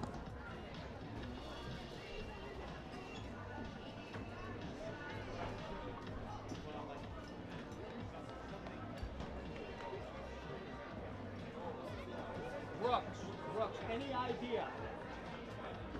That's the strangest thing I have ever seen. I've been watching baseball for 62 years. What the heck was going on? Yeah, that's for sure. Well, yeah, something like he didn't have a visit, or he wanted to go out and just talk to the guy, and he said, well, if you go out, and he didn't cross the line. Well, he did. He crossed the line. And Brooke Preston then saying, I guess, I don't know. No, not a batting order thing.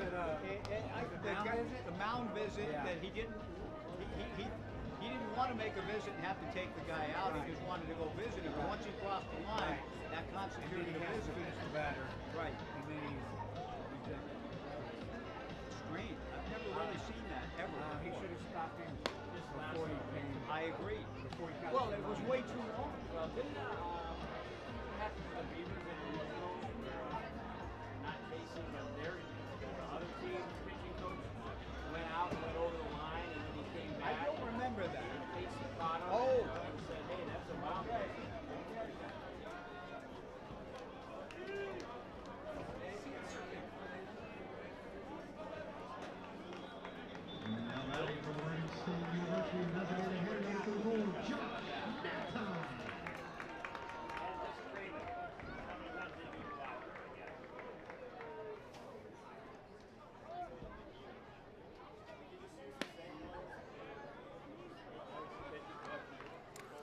Well, nobody knows the exact answer. Brooks Hatch, as we come back to action. 6-5 Nanaimo, bottom of the 7th inning.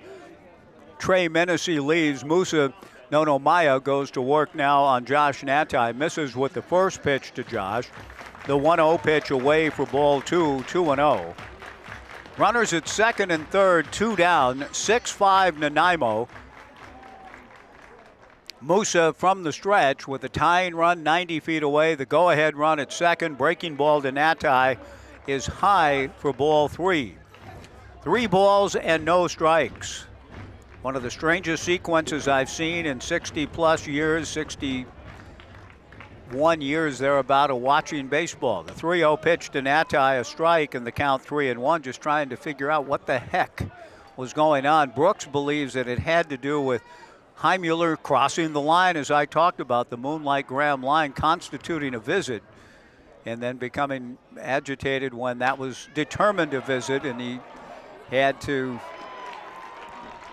the pitcher had to finish the at-bat and then leave. The pitch to Natai, a line drive to right field, right at Ethan Reynolds, who makes the catch. Good contact, but an out. After all of that, I mean, the Knights had a lot of momentum going, and the long delay, the ejection of Heimmuller, the good pitching by Menacee to strike out Horn, and then the latest pitcher to come in to the ball game for Nanaimo, Musu Nonomaya out of Tokyo, gets it done. And that whole thing had the effect, it felt to me, of kind of killing the Knights rally. It just everything just kind of went flat. And to Nanaimo's credit, they did a good job to keep the Knights from closing all the way back in to tie the game or take the lead. So the Knights settle for 2, leave 2 in scoring position. We go to the 8th, Nanaimo 6 and the Knights 5, back in 90 on the Knights live stream and Joe Radio.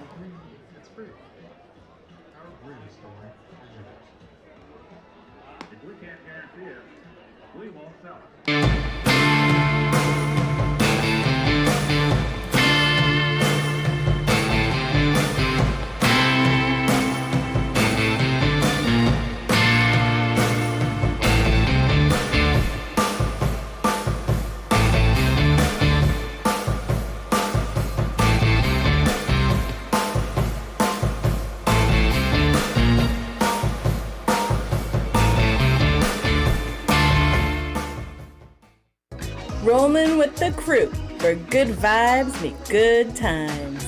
Retro keys, vintage vibes, unlock your next adventure. Poop's got the hookup too, belly rubs included.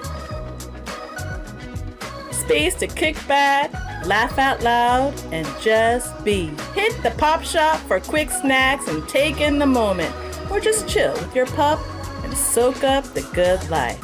Stay original at Hotel Corvallis.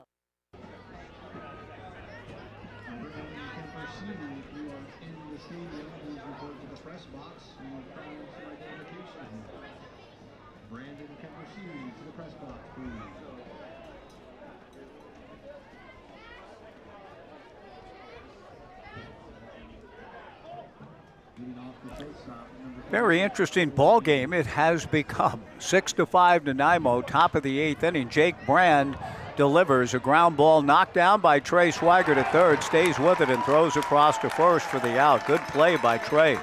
One pitch, one gone. Cole Young retired, and now Tyler Clements to the plate. Tyler has singled to right, singled to left, scored a run, and flied to right field. Jake Brand in the ballgame for the Corvallis Knights. Coming off a rough outing against Marion a couple of nights ago, delivers a first pitch strike here. And as we talked about with Jake, there would be better evenings ahead, and he hopes indeed this is in that vein. 6'7", 180-pounder incoming freshman to Cal Poly. The strike one pitch rolled foul into the Knights dugout on the third base side. Jake ahead of the count, no balls and 2 strikes with 1 out. Nobody on in the top of the 8th. 6-5 Nanaimo. It was at one time 5-0 Night Owls. Now a 1-run lead for the visitors. Ground ball slowly to short, charged by Archer Horn. Throws to Maverick Russell. 2 quick outs here in the top of the 8th inning. And Caleb Ciola will come to the plate. Nice job by Jake. And yeah, I'm sure that his biggest thing tonight was to come in, fill up the zone, pitch to contact after struggling with his control against Marion 2 nights ago. Ciola is 0 for 3, 2 down, nobody on in the 8th. 6-5 Nanaimo. Fastball runs down and in. Ball 1, 1-0. 1,091 in the ballpark tonight. Game 2 of this series. 1,091. T-shirt night tomorrow night. First 250 fans will get T-shirts. The pitch missing down and in. Ball 2. 2 balls and no strikes. 2 outs, nobody on. The Knights seem to have a lot of momentum going before whatever that delay and snafu was ultimately all about. The 2-0 pitch from Jake misses for ball 3. 3-0 to Caleb Ciola. So in that sense, all of the shenanigans, the things that were going on ended up, I thought, working in Nanaimo's favor in terms of the way it kind of killed that rally. And you also have to give credit to both Trey Minesy and his successor, Musa Nonomaya, who got out of the inning. Jake's pitch missing, and now something isn't quite right with Jake Brand physically, according to, apparently, with Bo Kearns, the pitching coach, coming out, and Caitlin, the team's athletic trainer, also coming out to see Jake. Brooke Knight walking out there as well. Well, I'm hoping Jake is okay, but to have a mid-count situation, and it looks to be in the area of his right forearm that Caitlin, the team trainer, is working on, and whatever it is that Jake has felt, it's enough for Jake to come out. Let's hope the very best that it's just a twinge or something that can be worked through quickly for Jake Brand. But he's coming out of the ball game now.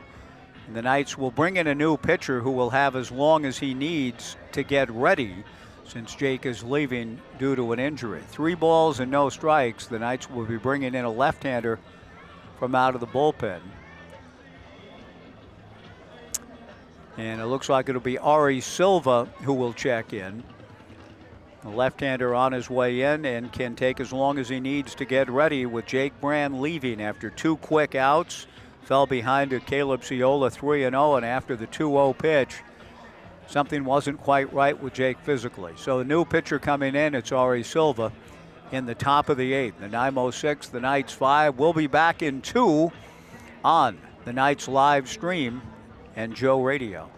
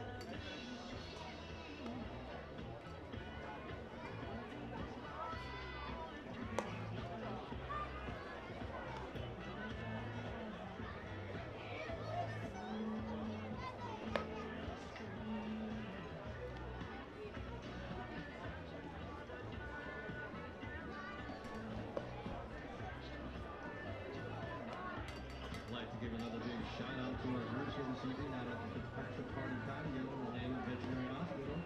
And up in the Hotel Corvallis, all about Marine Precision Approach Engineering. Thank you very much for joining us this evening.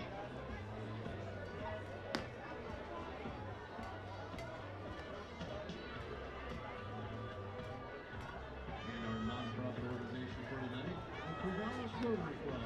Thank you as well for being out here tonight, supporting the organization.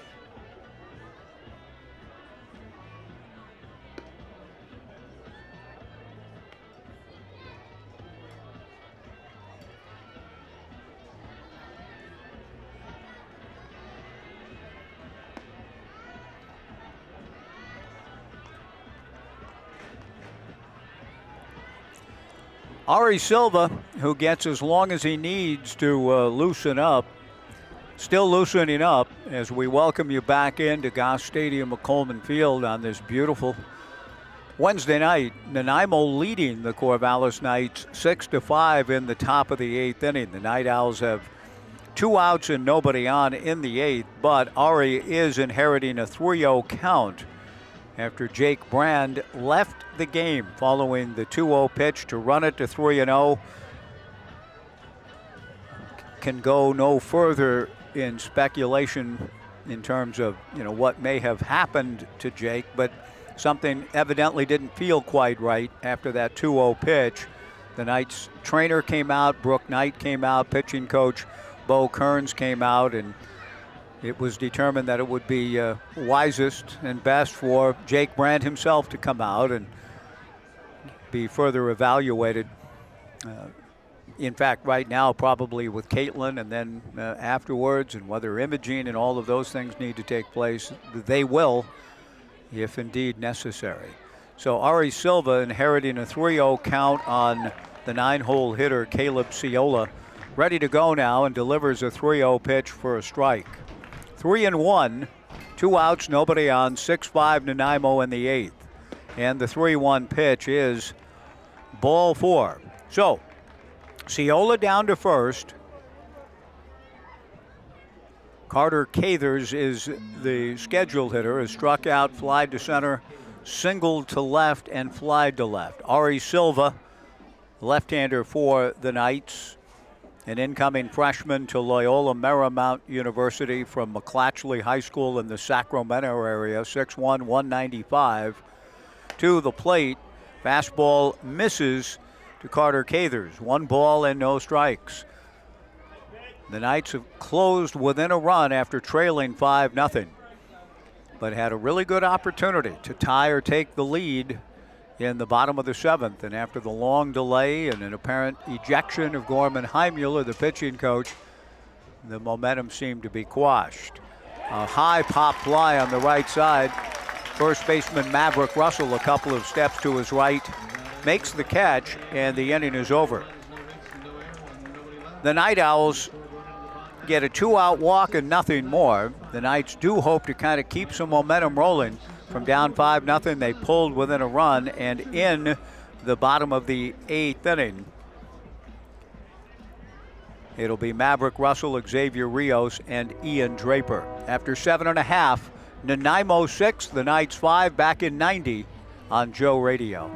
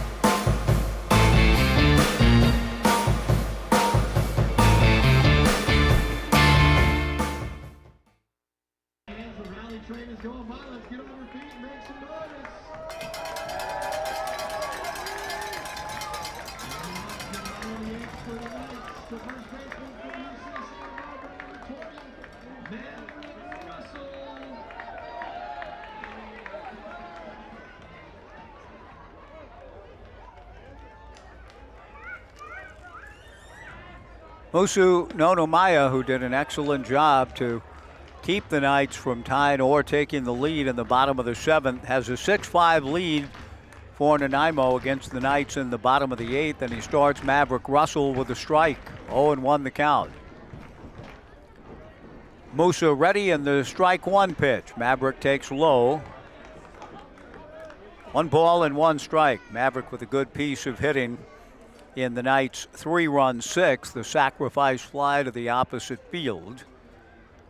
1 ball and 1 strike the count. 6-5 Nanaimo. Breaking ball high. Ball 2, 2-1. Maverick Russell, Xavier Rios, and Ian Draper, the scheduled hitters for the Knights. Fans getting into it. Much more energy in the stadium tonight. 1,091, a gorgeous evening. The 2-1 pitch. Russell, a chopper over the mound, back of second, fielded by Cole Young. The throw to first, not in time. Maverick Russell beats it out. An infield single for Maverick to open the bottom of the 8th inning. And that'll bring Xavier Rios to the plate, and Brooke Knight is wandering in front of the dugout on the third base side, I think contemplating a runner for Maverick Russell, and indeed he will send a runner out. It'll be Joey Marasco, the pinch runner for Maverick Russell in the bottom of the 8th inning, with Joey representing the tying run. Nice job by Maverick Russell. Kind of a Billy Buckner type hit in Game 5 in the '86 American League Championship Series. It was Billy Buck's base hit that got that incredible inning going, culminated by Hendu's miraculous homer off Donnie Moore. But it was that kind of chopper that just kept going and going, fielded by Young, but his throw to first late. Joey Marasco draws a throw and gets back. Bottom of the 8th, the Knights get their leadoff man aboard, Maverick Russell. Joey Marasco runs for Maverick, representing the tying run. We'll see if Xavier might be up there to bunt. Another throw to first from Nonomaya, and again, Joey back to the bag.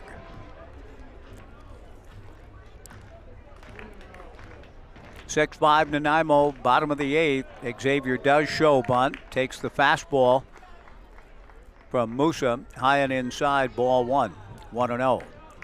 Ian Draper on deck. The Knights hoping to continue to press. Down 5-0 midway through the game. Have the tying run on base, nobody out in the bottom of the 8th. Another throw to first, and again Marasco back to the bag. Coach Knight going through the signs at third. Marcus Matias keeping a watchful eye on Joey Marasco from his first base coaching spot. Rios gets a bunt down up along third, charged by Clements. Throws a strike over to first to Lucas Chia, but the sacrifice executed perfectly, 5-3. Nicely done by Xavier Rios. And now Ian Draper to the plate with a chance for a base hit to get the Knights even. Marasco runs very well. The tying run at second base in the bottom of the 8th inning.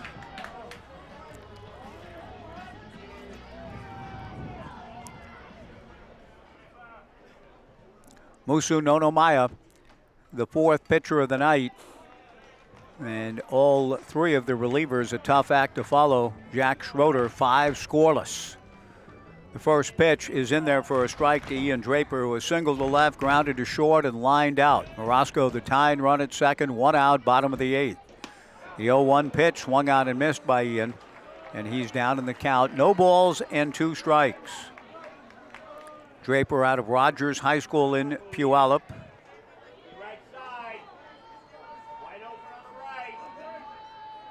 The right-hand hitting infielder waits and swings and whacks the 0-2 breaking ball down the left field line, base hit. Marasco will score. The ball bobbled by Carter Cathers, and into second base goes Ian Draper, and the Knights have pulled even at 6.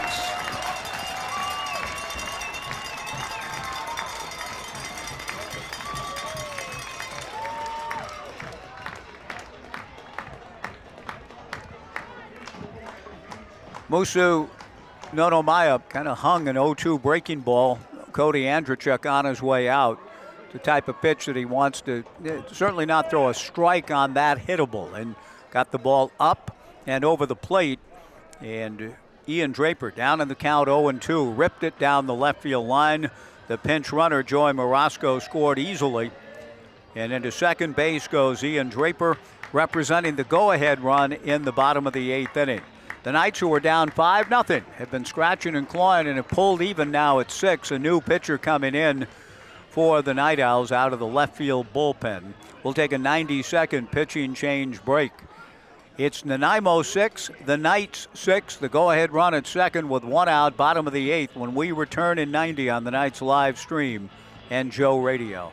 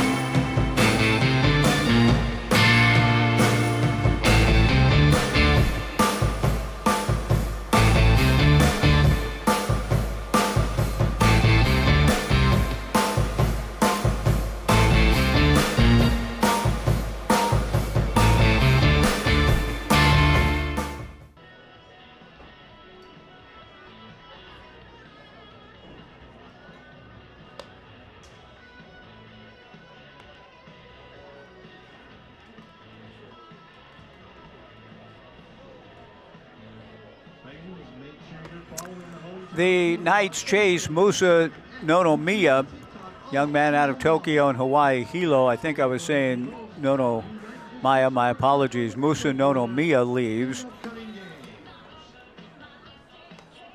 And he is replaced in this 6-6 tie in the bottom of the 8th inning by right-hander Isaac Nieders out of Hughesville, Missouri, and Central Missouri. Began his career at Missouri Valley College. Takes over on this beautiful Wednesday night at Goss Stadium at Coleman Field, with Nanaimo and the Knights squared now at 6. Ian Draper out at second base. It went as a base hit. Base hit, an RBI for Ian Draper to get the game even. Not a double, but a single to left and an error on Carter Cathers, enabling Ian Draper, representing the go-ahead run, to go to second. Max Medina, the batter. The right-hander Isaac Nieders to the plate and misses low for ball 1, 1-0. A 6-6 tie in the bottom of the 8th inning, 1 out. The Knights with a couple of shots at it now, with Medina and Porter trying to get Draper home and give the Knights the lead. Medina takes down and in, ball 2, 2-0. The Knights have not led tonight. Trying to change that here in the bottom of the 8th inning and looking to square the series. Nanaimo winning an extra inning thriller last night. The Knights trying to scratch and claw their way back. Medina, a one-hopper to the second baseman, Francis Subero.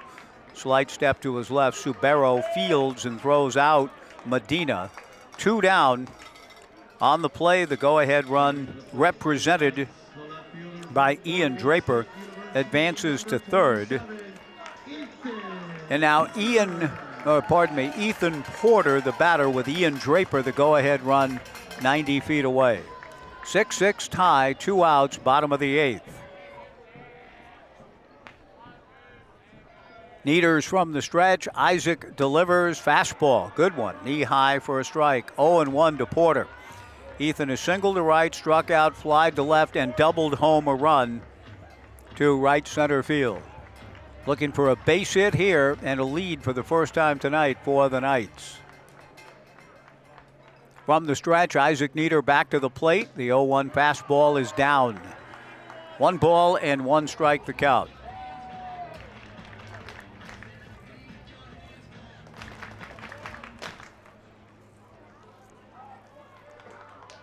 Draper, the go-ahead run in the 6-6 tie, gets his lead from third. Isaac Nieder's back to the plate. The 1-1 slider, good pitch, swung on and missed.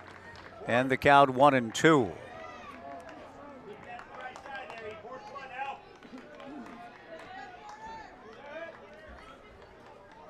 Ethan looking for his 3rd hit of the night to try to deliver a lead for the Knights. Draper at third, 2 down. The 1-2 breaking ball to Ethan is away. Ball 2, 2-2. Zane Garvey, the on-deck hitter. And an on-deck hitter that's pretty close to the action. 2 balls, 2 strikes, and 2 outs in a 6-6 tie, bottom of the 8th inning. Isaac Nieders works from the stretch, the lanky right-hander to the plate. Fastball swung on and missed. Strike 3. The inning is over.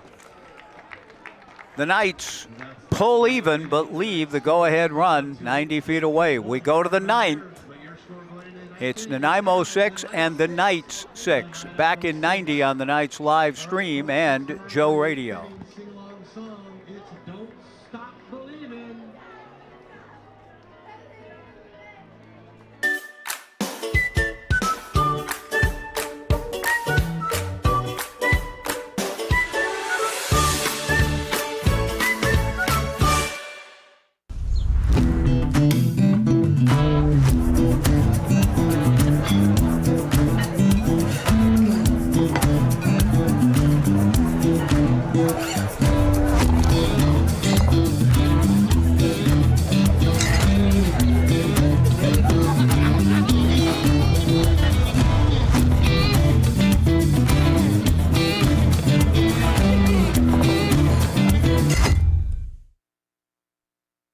At Eugene Airport, we want to say thank you. Thank you to our community for choosing us to connect you to many destinations, other cultures, your families, and friends. Thank you to our dedicated and professional staff for ensuring the airport experience is excellent. And thank you to local residents and businesses for making us who we are. We are proud to serve you, our region, and beyond. Together, we continue to grow and thrive. Thank you for flying local and for flying EUG.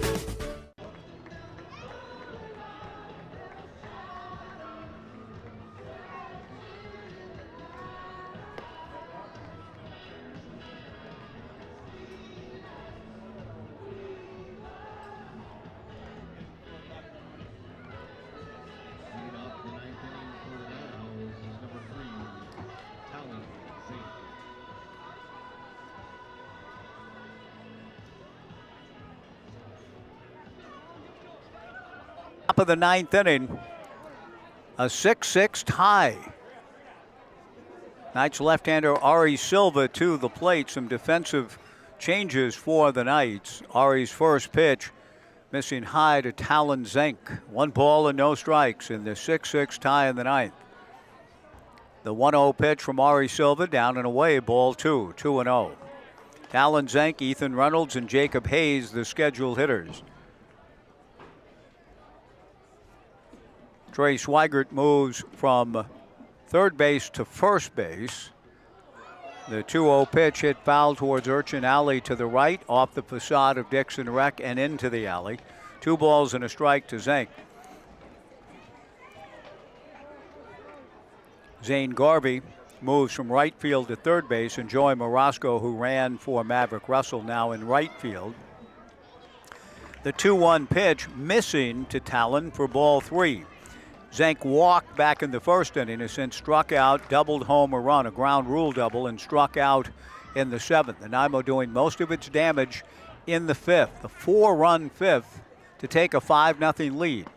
We're now 6-6 in the top of the 9th inning. Silva's 3-1 pitch misses low and inside, ball 4.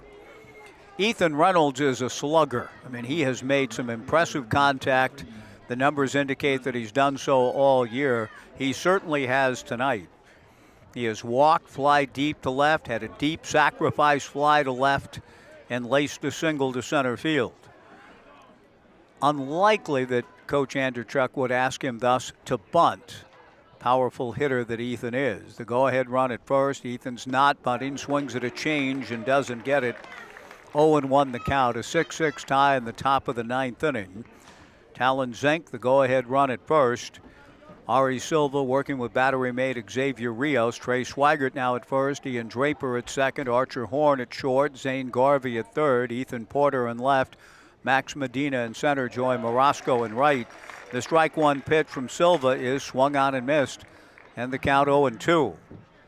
Had a chance to meet Ari before the game. He's really excited about the opportunity coming his way at Loyola Marymount. No balls, 2 strikes. 6-6, top of the 9th inning. Talon Zink gets his lead from first. The strike 2 pitch, change taken. Strike 3 called, 1 away. A nice job by Ari Silva plying the powerful hitting Ethan Reynolds with off speed. 2 swings and a miss and a take for a big out. Jacob Hayes, the batter. Jacob has struck out twice, doubled home a run, and drove a single to center field in his last at-bat. Hit it hard. Silva to the plate and delivers a first pitch strike to Jacob Hayes. 0-1 the count. Talon Zink, the runner at first. Joey Morosco very deep and right. In fact, the outfield alignment very deep. And this could be trouble then because of it, and it will be. A fly ball, base hit into center field. Talon Zink heading to third. Medina's throw back into Archer Horn. Base hit first and third. And I'm glad I noted the depth of the outfielders just before the pitch, because in Bend, we saw outfielders in a ridiculously shallow alignment, but the wind was blowing in. Here, the wind not an issue. The powerful hitters are for the Nanaimo Night Owls. And Max Medina was way out in straightaway center field and just didn't have time to close turf and get to the ball. Well struck by Hayes. Jacob's third hit. Lucas Clem, the batter, first and third and 1 out in a 6-6 tie in the 9th. Fastball swung on and missed. 0-1 the count. A nice job of hitting. Now, in this case, with Clem at the plate, Max Medina is playing in a spot where he would have caught the line drive off the bat of Jacob Hayes. But Jacob's frame and his power had Medina playing deep, and he had no chance to catch the ball. And thus, first and third, 1 out for Nanaimo, trying to regain the lead after getting caught at 6. The Knights 3 in the 6th inning, 2 in the 7th, and 1 in the 8th. The pitch missing low, ball 1, 1-1 to Lucas Clem. First and third, 1 out. The infield at double play depth. Ari Silva to the plate, a soft liner over the head of Ian Draper into right field for a base hit. Talon Zink trots down the line to score, and Nanaimo regains the lead at 7-6 here in the top of the 9th inning. Jacob Hayes stops at second.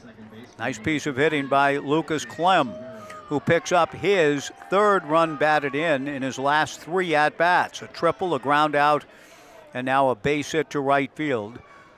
7-6 Nanaimo will see a pinch runner for Jacob Hayes for the Night Owls. Bo Musser comes into the ball game to run for Lucas, who gets a hero's welcome upon getting back to the dugout.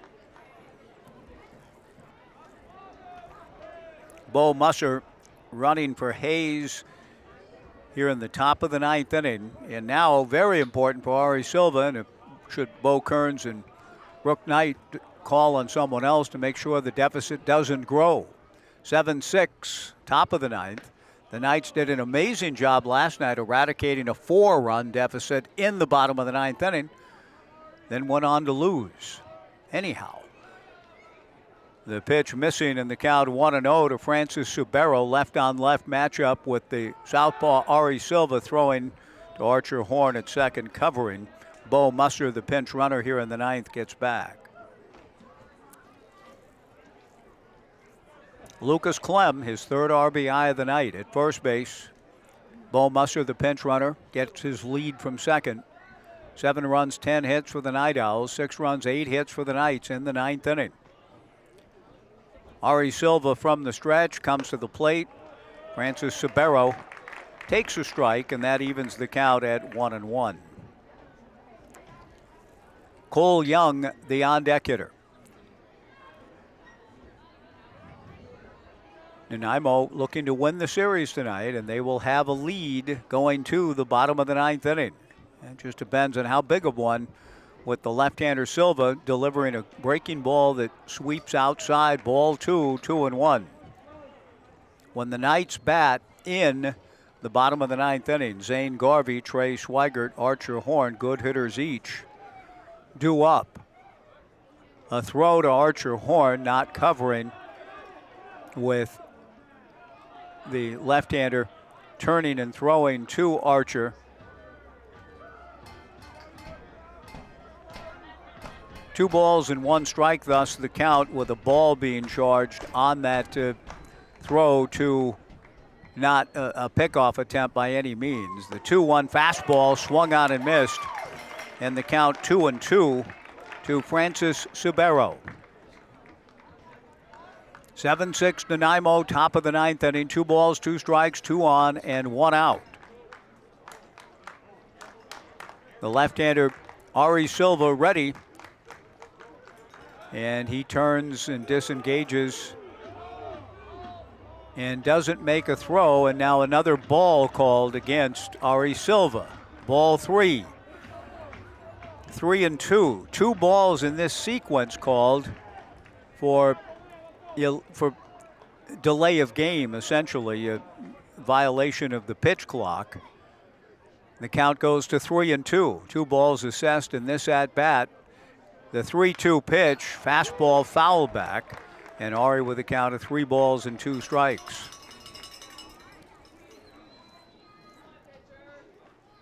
Talon Zink drew a walk to open the inning.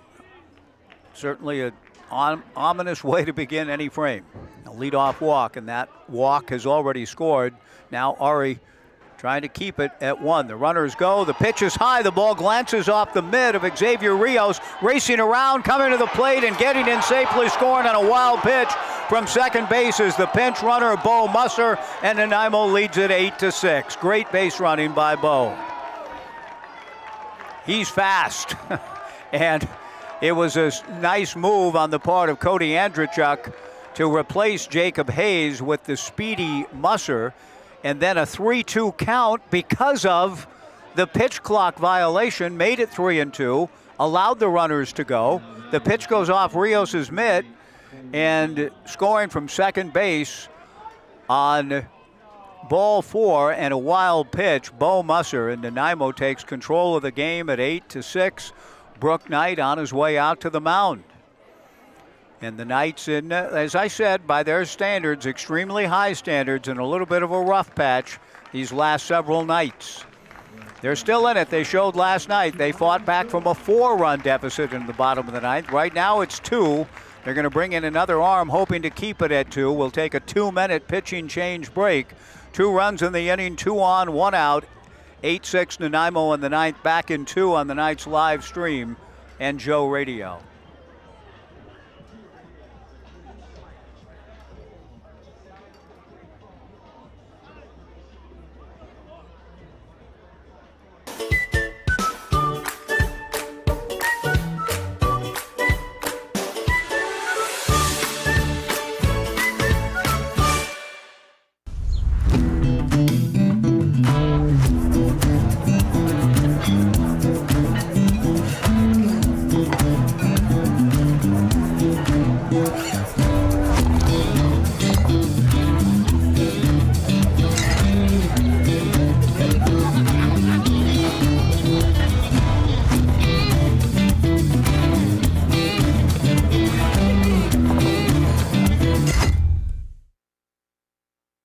At Eugene Airport, we want to say thank you. Thank you to our community for choosing us to connect you to many destinations, other cultures, your families, and friends. Thank you to our dedicated and professional staff for ensuring the airport experience is excellent. And thank you to local residents and businesses for making us who we are. We are proud to serve you, our region, and beyond. Together, we continue to grow and thrive. Thank you for flying local and for flying EUG.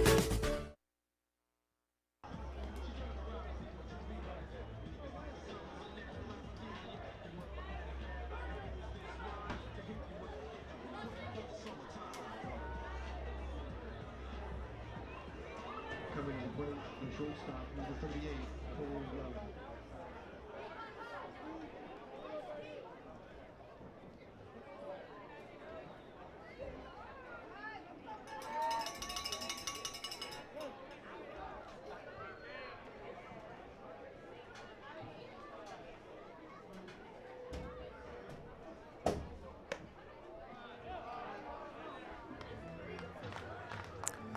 Top of the ninth inning, 8-6 Nanaimo. Hitting resourcefully in the clutch, running the bases well. They've broken the 6-6 tie. Kellen Siegel in, delivers ball one to Cole Young. 2 on and 1 out. The 1-0 pitch, a ground ball to short, fielded by Horn, and then his throw is dropped at second by Ian Draper, and everybody's safe. And what appeared to be an inning-ending double play ball, instead, is another error on the Knights. It keeps the inning very much alive for Nanaimo, and the bases are loaded with 1 out, and the Knights are playing really uncharacteristic baseball for the history of the organization, low these 18 years at Goss Stadium at Coleman Field.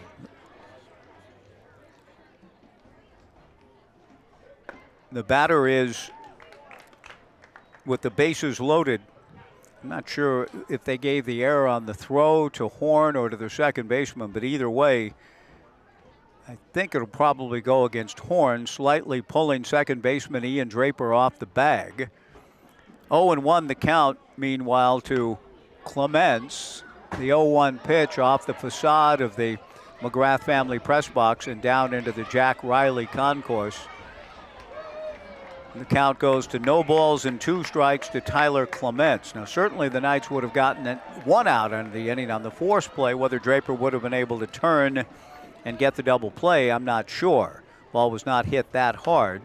Breaking ball in the strike 2 pitch, poked foul atop the dugout where the Nanaimo Night Owls are hanging out and spoiling the fun last night and again tonight.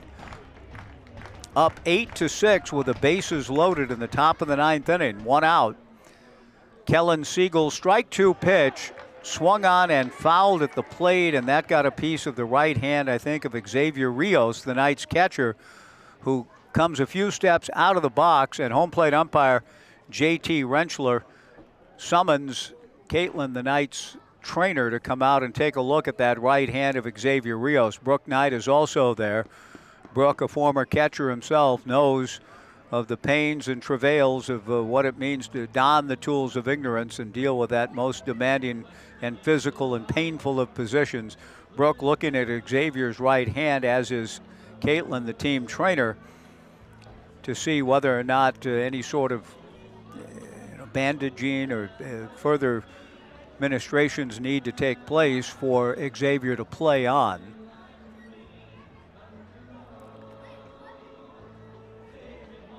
And no decision made quite yet. I think Xavier, what a tough kid he is, and anybody that catches particularly at this high level, the definition of tough. He gets a nice round of applause from the fans here at Goss Stadium at Coleman Field. Good job by the hitter, Tyler Clements, to spoil the strike 2 pitch, and then got a piece of the throwing hand of Knights catcher Xavier Rios, who settles back into the crouch with the bases loaded and 1 out, 2 runs in. Kellen Siegel kicks and comes to the plate and misses with a breaking ball. Another former Knights catcher, Adley Rutschman, 0 for 4 tonight. I believe in a 5-3 win for Rutsch's Orioles at T-Mobile Park in Seattle. Looks like the Orioles won it 5-3. Kellen's 1-2 pitch, a chopper wide of third and through into left field for a base hit. Coming down the line to score is Clem. Ball dropped out in left field by Ethan Porter, and the Knights throwing the ball around and kicking it around. 2-run score, an error on Porter, a 2-run single for Tyler Clements, and Nanaimo leads it 10-6. Lucas Clem and Francis Subero scoring. Cole Young to third, Tyler Clements to second. And it is another rough night for the Corvallis Knights. 2 nights ago felt like the ultimate sort of aberration in not throwing strikes and losing to Marion 13-3. But things haven't gotten a great deal better. A chopper to Tyler Horn at short. He makes a tag on the runner at second, but while doing so, Cole Young breaks down the line and scores from third. And just the Knights in a serious funk. That's not, if you're playing in, you play in to keep the runner from scoring from third. Archer Horn chose to chase after Tyler Clements at second. And when turning his back on the plate and chasing down the runner going back into second, smart base running at third from Cole Young, who came down the line to score. Clements was tagged out for the second out, but he'll take that gladly with another run coming in. 11-6 Nanaimo. 4 errors on the night for the Knights, and that was an error in judgment on the part of Archer. Caleb Ciola takes down and away. Carter Cathers, pardon me. Carter swings and misses. Caleb Ciola getting the RBI on the fielder's choice with an out recorded on the base paths, but one that the Nanaimo Night Owls gladly give up. 11-6 Nanaimo, scoring 5 in the top of the 9th inning so far. Kellen's 1-1 pitch, a looping fly ball into left center field. That'll drop for a base hit. Caleb Ciola digs for third and gets there. And another night of frustration for the Knights continues. Runners at first and third, 2 down. Talon Zank, who began this inning by drawing a walk. There was a time not long ago this ballgame was tied at 6. Talon Zank drew a walk and the inning was on, and that is really good baseball on Talon's part. Drew a walk. Ari Silva came back with a strikeout, but wheels have sort of fallen off ever since on the Knights. 5 runs later, it's 11-6 Nanaimo. There goes the runner, Cathers, from first. The pitch is swung on and fouled back by Talon Zank, his second at-bat of the inning. Cathers with a base hit to left center field. 5 runs in the inning, 11-6 Nanaimo in the top of the 9th. First and third, 2 down. Caleb Ciola at third, Carter Cathers at first. The strike 1 pitch from Kellen Siegel is in there for strike 2. 0-2 the count.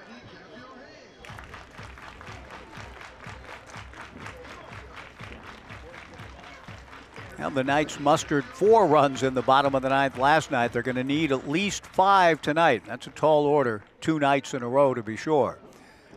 Kellen ready, there goes Cathers. The strike 2 pitch, a fly ball to right center field. Max Medina with a long run. Max gets there to make the catch, and the inning is finally over, but Nanaimo scores 5 in the inning. Clutch hitting, excellent base running, and some sloppy fielding by the Knights all conspire to give Nanaimo control in the ball game again. They once led 5-0, and they have a 5-run lead to try to close the game. 11-6 as we go to the bottom of the 9th, back in 90 on the Knights live stream and Joe Radio.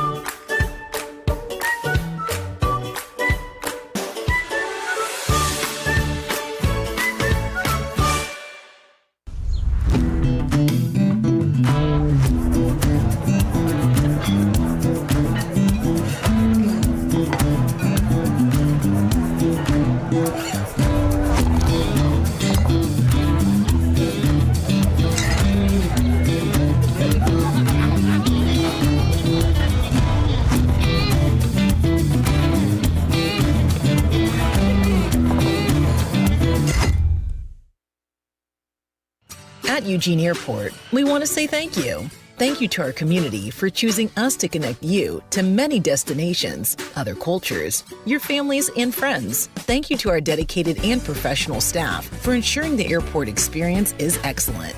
And thank you to local residents and businesses for making us who we are. We are proud to serve you, our region, and beyond. Together, we continue to grow and thrive. Thank you for flying local and for flying EUG.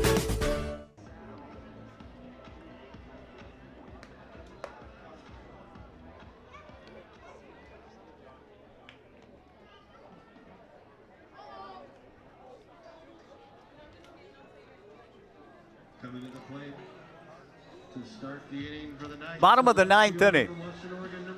The Knights trailing 11-6. Lucas Chia out of Everett Community College, right-hander, not in a save situation. The Knights scored 4 in the bottom of the ninth to tie last night, need 5 tonight. Lucas Chia ready, the right-hander delivers. Zane Garvey, first ball swinging, lifts it foul towards Waldo Hall. And out of play, no balls and 1 strike. Zane is grounded into a double play, grounded to first, single to right, been hit by a pitch. Strange 3 nights in a row of baseball for the Knights. And they're looking at a 3-game losing streak at home. And that's something that I know a phrase hasn't passed my lips often through the 18 years of Knights baseball in this ballpark. 3-game losing streaks, yes, here and there, but at home, not often. The 0-1 pitch, a strike, and the count 0-2 to Zane Garvey. The pitch on the way, ground ball to short. Charging it is Cole Young. Gets on top of it, nearly pulled the foot of the new first baseman, who's able to go up and grab it for the out, and that would be... Coming to the plate, the third baseman for the University. Yeah, I think I had the pitcher. I'm sorry, it's Isaac Nieders with Lucas Chia at first. Isaac Nieders pitching. My apologies for that. Lucas Nieders getting the first pitch, first out in the bottom of the ninth inning, with Lucas Chia remaining at first base and Isaac Nieders 2 outs away from sewing up another win. Delivers to Trey Swigert a strike and the count 0-1. Bottom of the ninth inning. A game that has really been kind of unorthodox, quirky. Featured an odd sequence with an ejection of Gorman Heimuller, the outstanding pitching coach for Nanaimo, in the midst of an inning where the Knights really had momentum going. It almost felt as though the long delay and the ejection of Coach Heimuller and the subsequent argumentation both by Cody Andrzejczyk and Brooke Knight seemed to take a little wind out of the Knights' comeback sails that inning. They eventually did pull even at 6, but now trail 11-6. Nieders to the plate. The strike 2 fastball ripped into left field, base hit. Trey Swigert getting his 3rd hit of the night. And Archer Horn will come to the plate. Archer has struck out, been aboard on errors twice, and struck out again. But it has been a strange sequence and a couple of nights in a row of less than characteristic baseball from what we've known from the Knights' outstanding clubs. 10 championships in their 18 years of existence, including the 7 in a row from 2016 through 2023, with, of course, no playoffs in 2020. The pitch on the way, missing outside to Archer Horn, ball 1, 1-0. 11-6 Nanaimo with a 5 spot in the top of the ninth inning. Nieders to the plate. Fastball outside, ball 2, 2-0. Josh Natai on deck.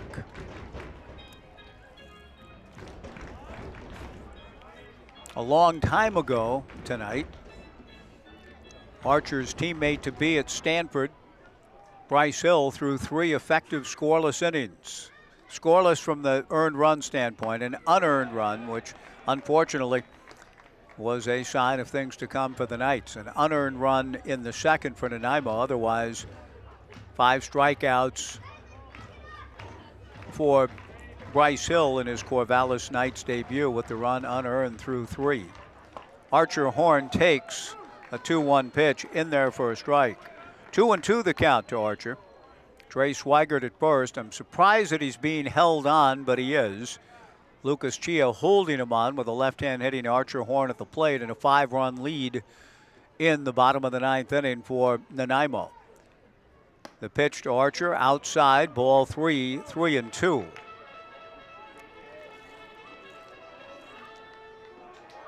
The Knights did a nice job tonight to get off the schneid, down 5-0. Going to the bottom of the 6th, scored 3. That was the strange inning with the ejection. 2 in the 7th, 1 in the 8th to tie, but as soon as they got caught up, they're now down 5 again. The pitch to Archer, tried to check his swing on a 3-2 pitch swing, says the base umpire Lance Craig. Horn strikes out, 2 down in the bottom of the 9th inning. And Brooke Knight not pleased about that ring up of his hitter Horn, nor is Archer, who glances over his right shoulder, helmet in hand, shaking his head, descending the steps into the Knights dugout. Josh Natai, the batter, representing the last gasp for the Knights in the bottom of the 9th inning, down 11-6. Trey Swigert at first, 2 down. The pitch to Josh misses low and in, ball 1, 1-0. Josh with a sacrifice fly in the 3-run 6th. Maverick Russell followed with a sacrifice fly of his own, and some strange things began to unfold thereafter. Isaac Nieders tying up his left spike, it appears. Now gets back up and ready to go with a count of 1 ball and no strikes to Josh Natai and an 11-6 lead in the bottom of the 9th inning. The 1-0 pitch runs inside, ball 2, 2-0. Joey Morosco on deck.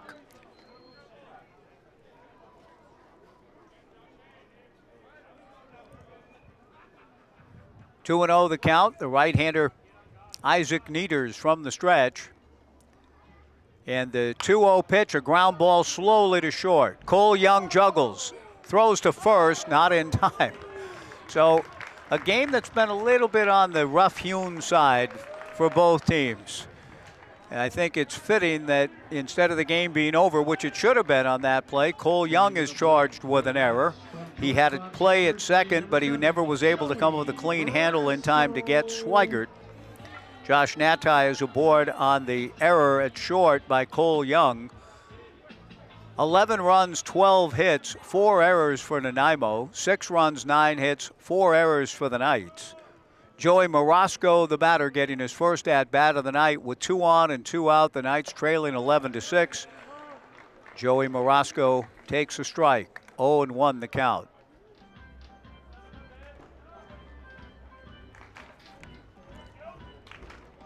Trey Swigert at second base. Josh Natai at first, aboard on the error on Cole Young to keep the Knights' flickering hopes alive.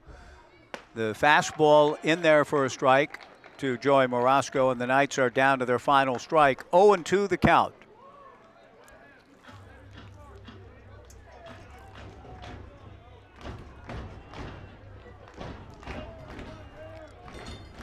The right-hander Isaac Nieders looking for the final out. The 0-2 pitch on the way to Morosco, and he gets it. Check swing, strike 3. The game is over. Nanaimo scores 5 runs in the top of the 9th inning and wins it 11-6. Hang in. We're not signing off quite yet.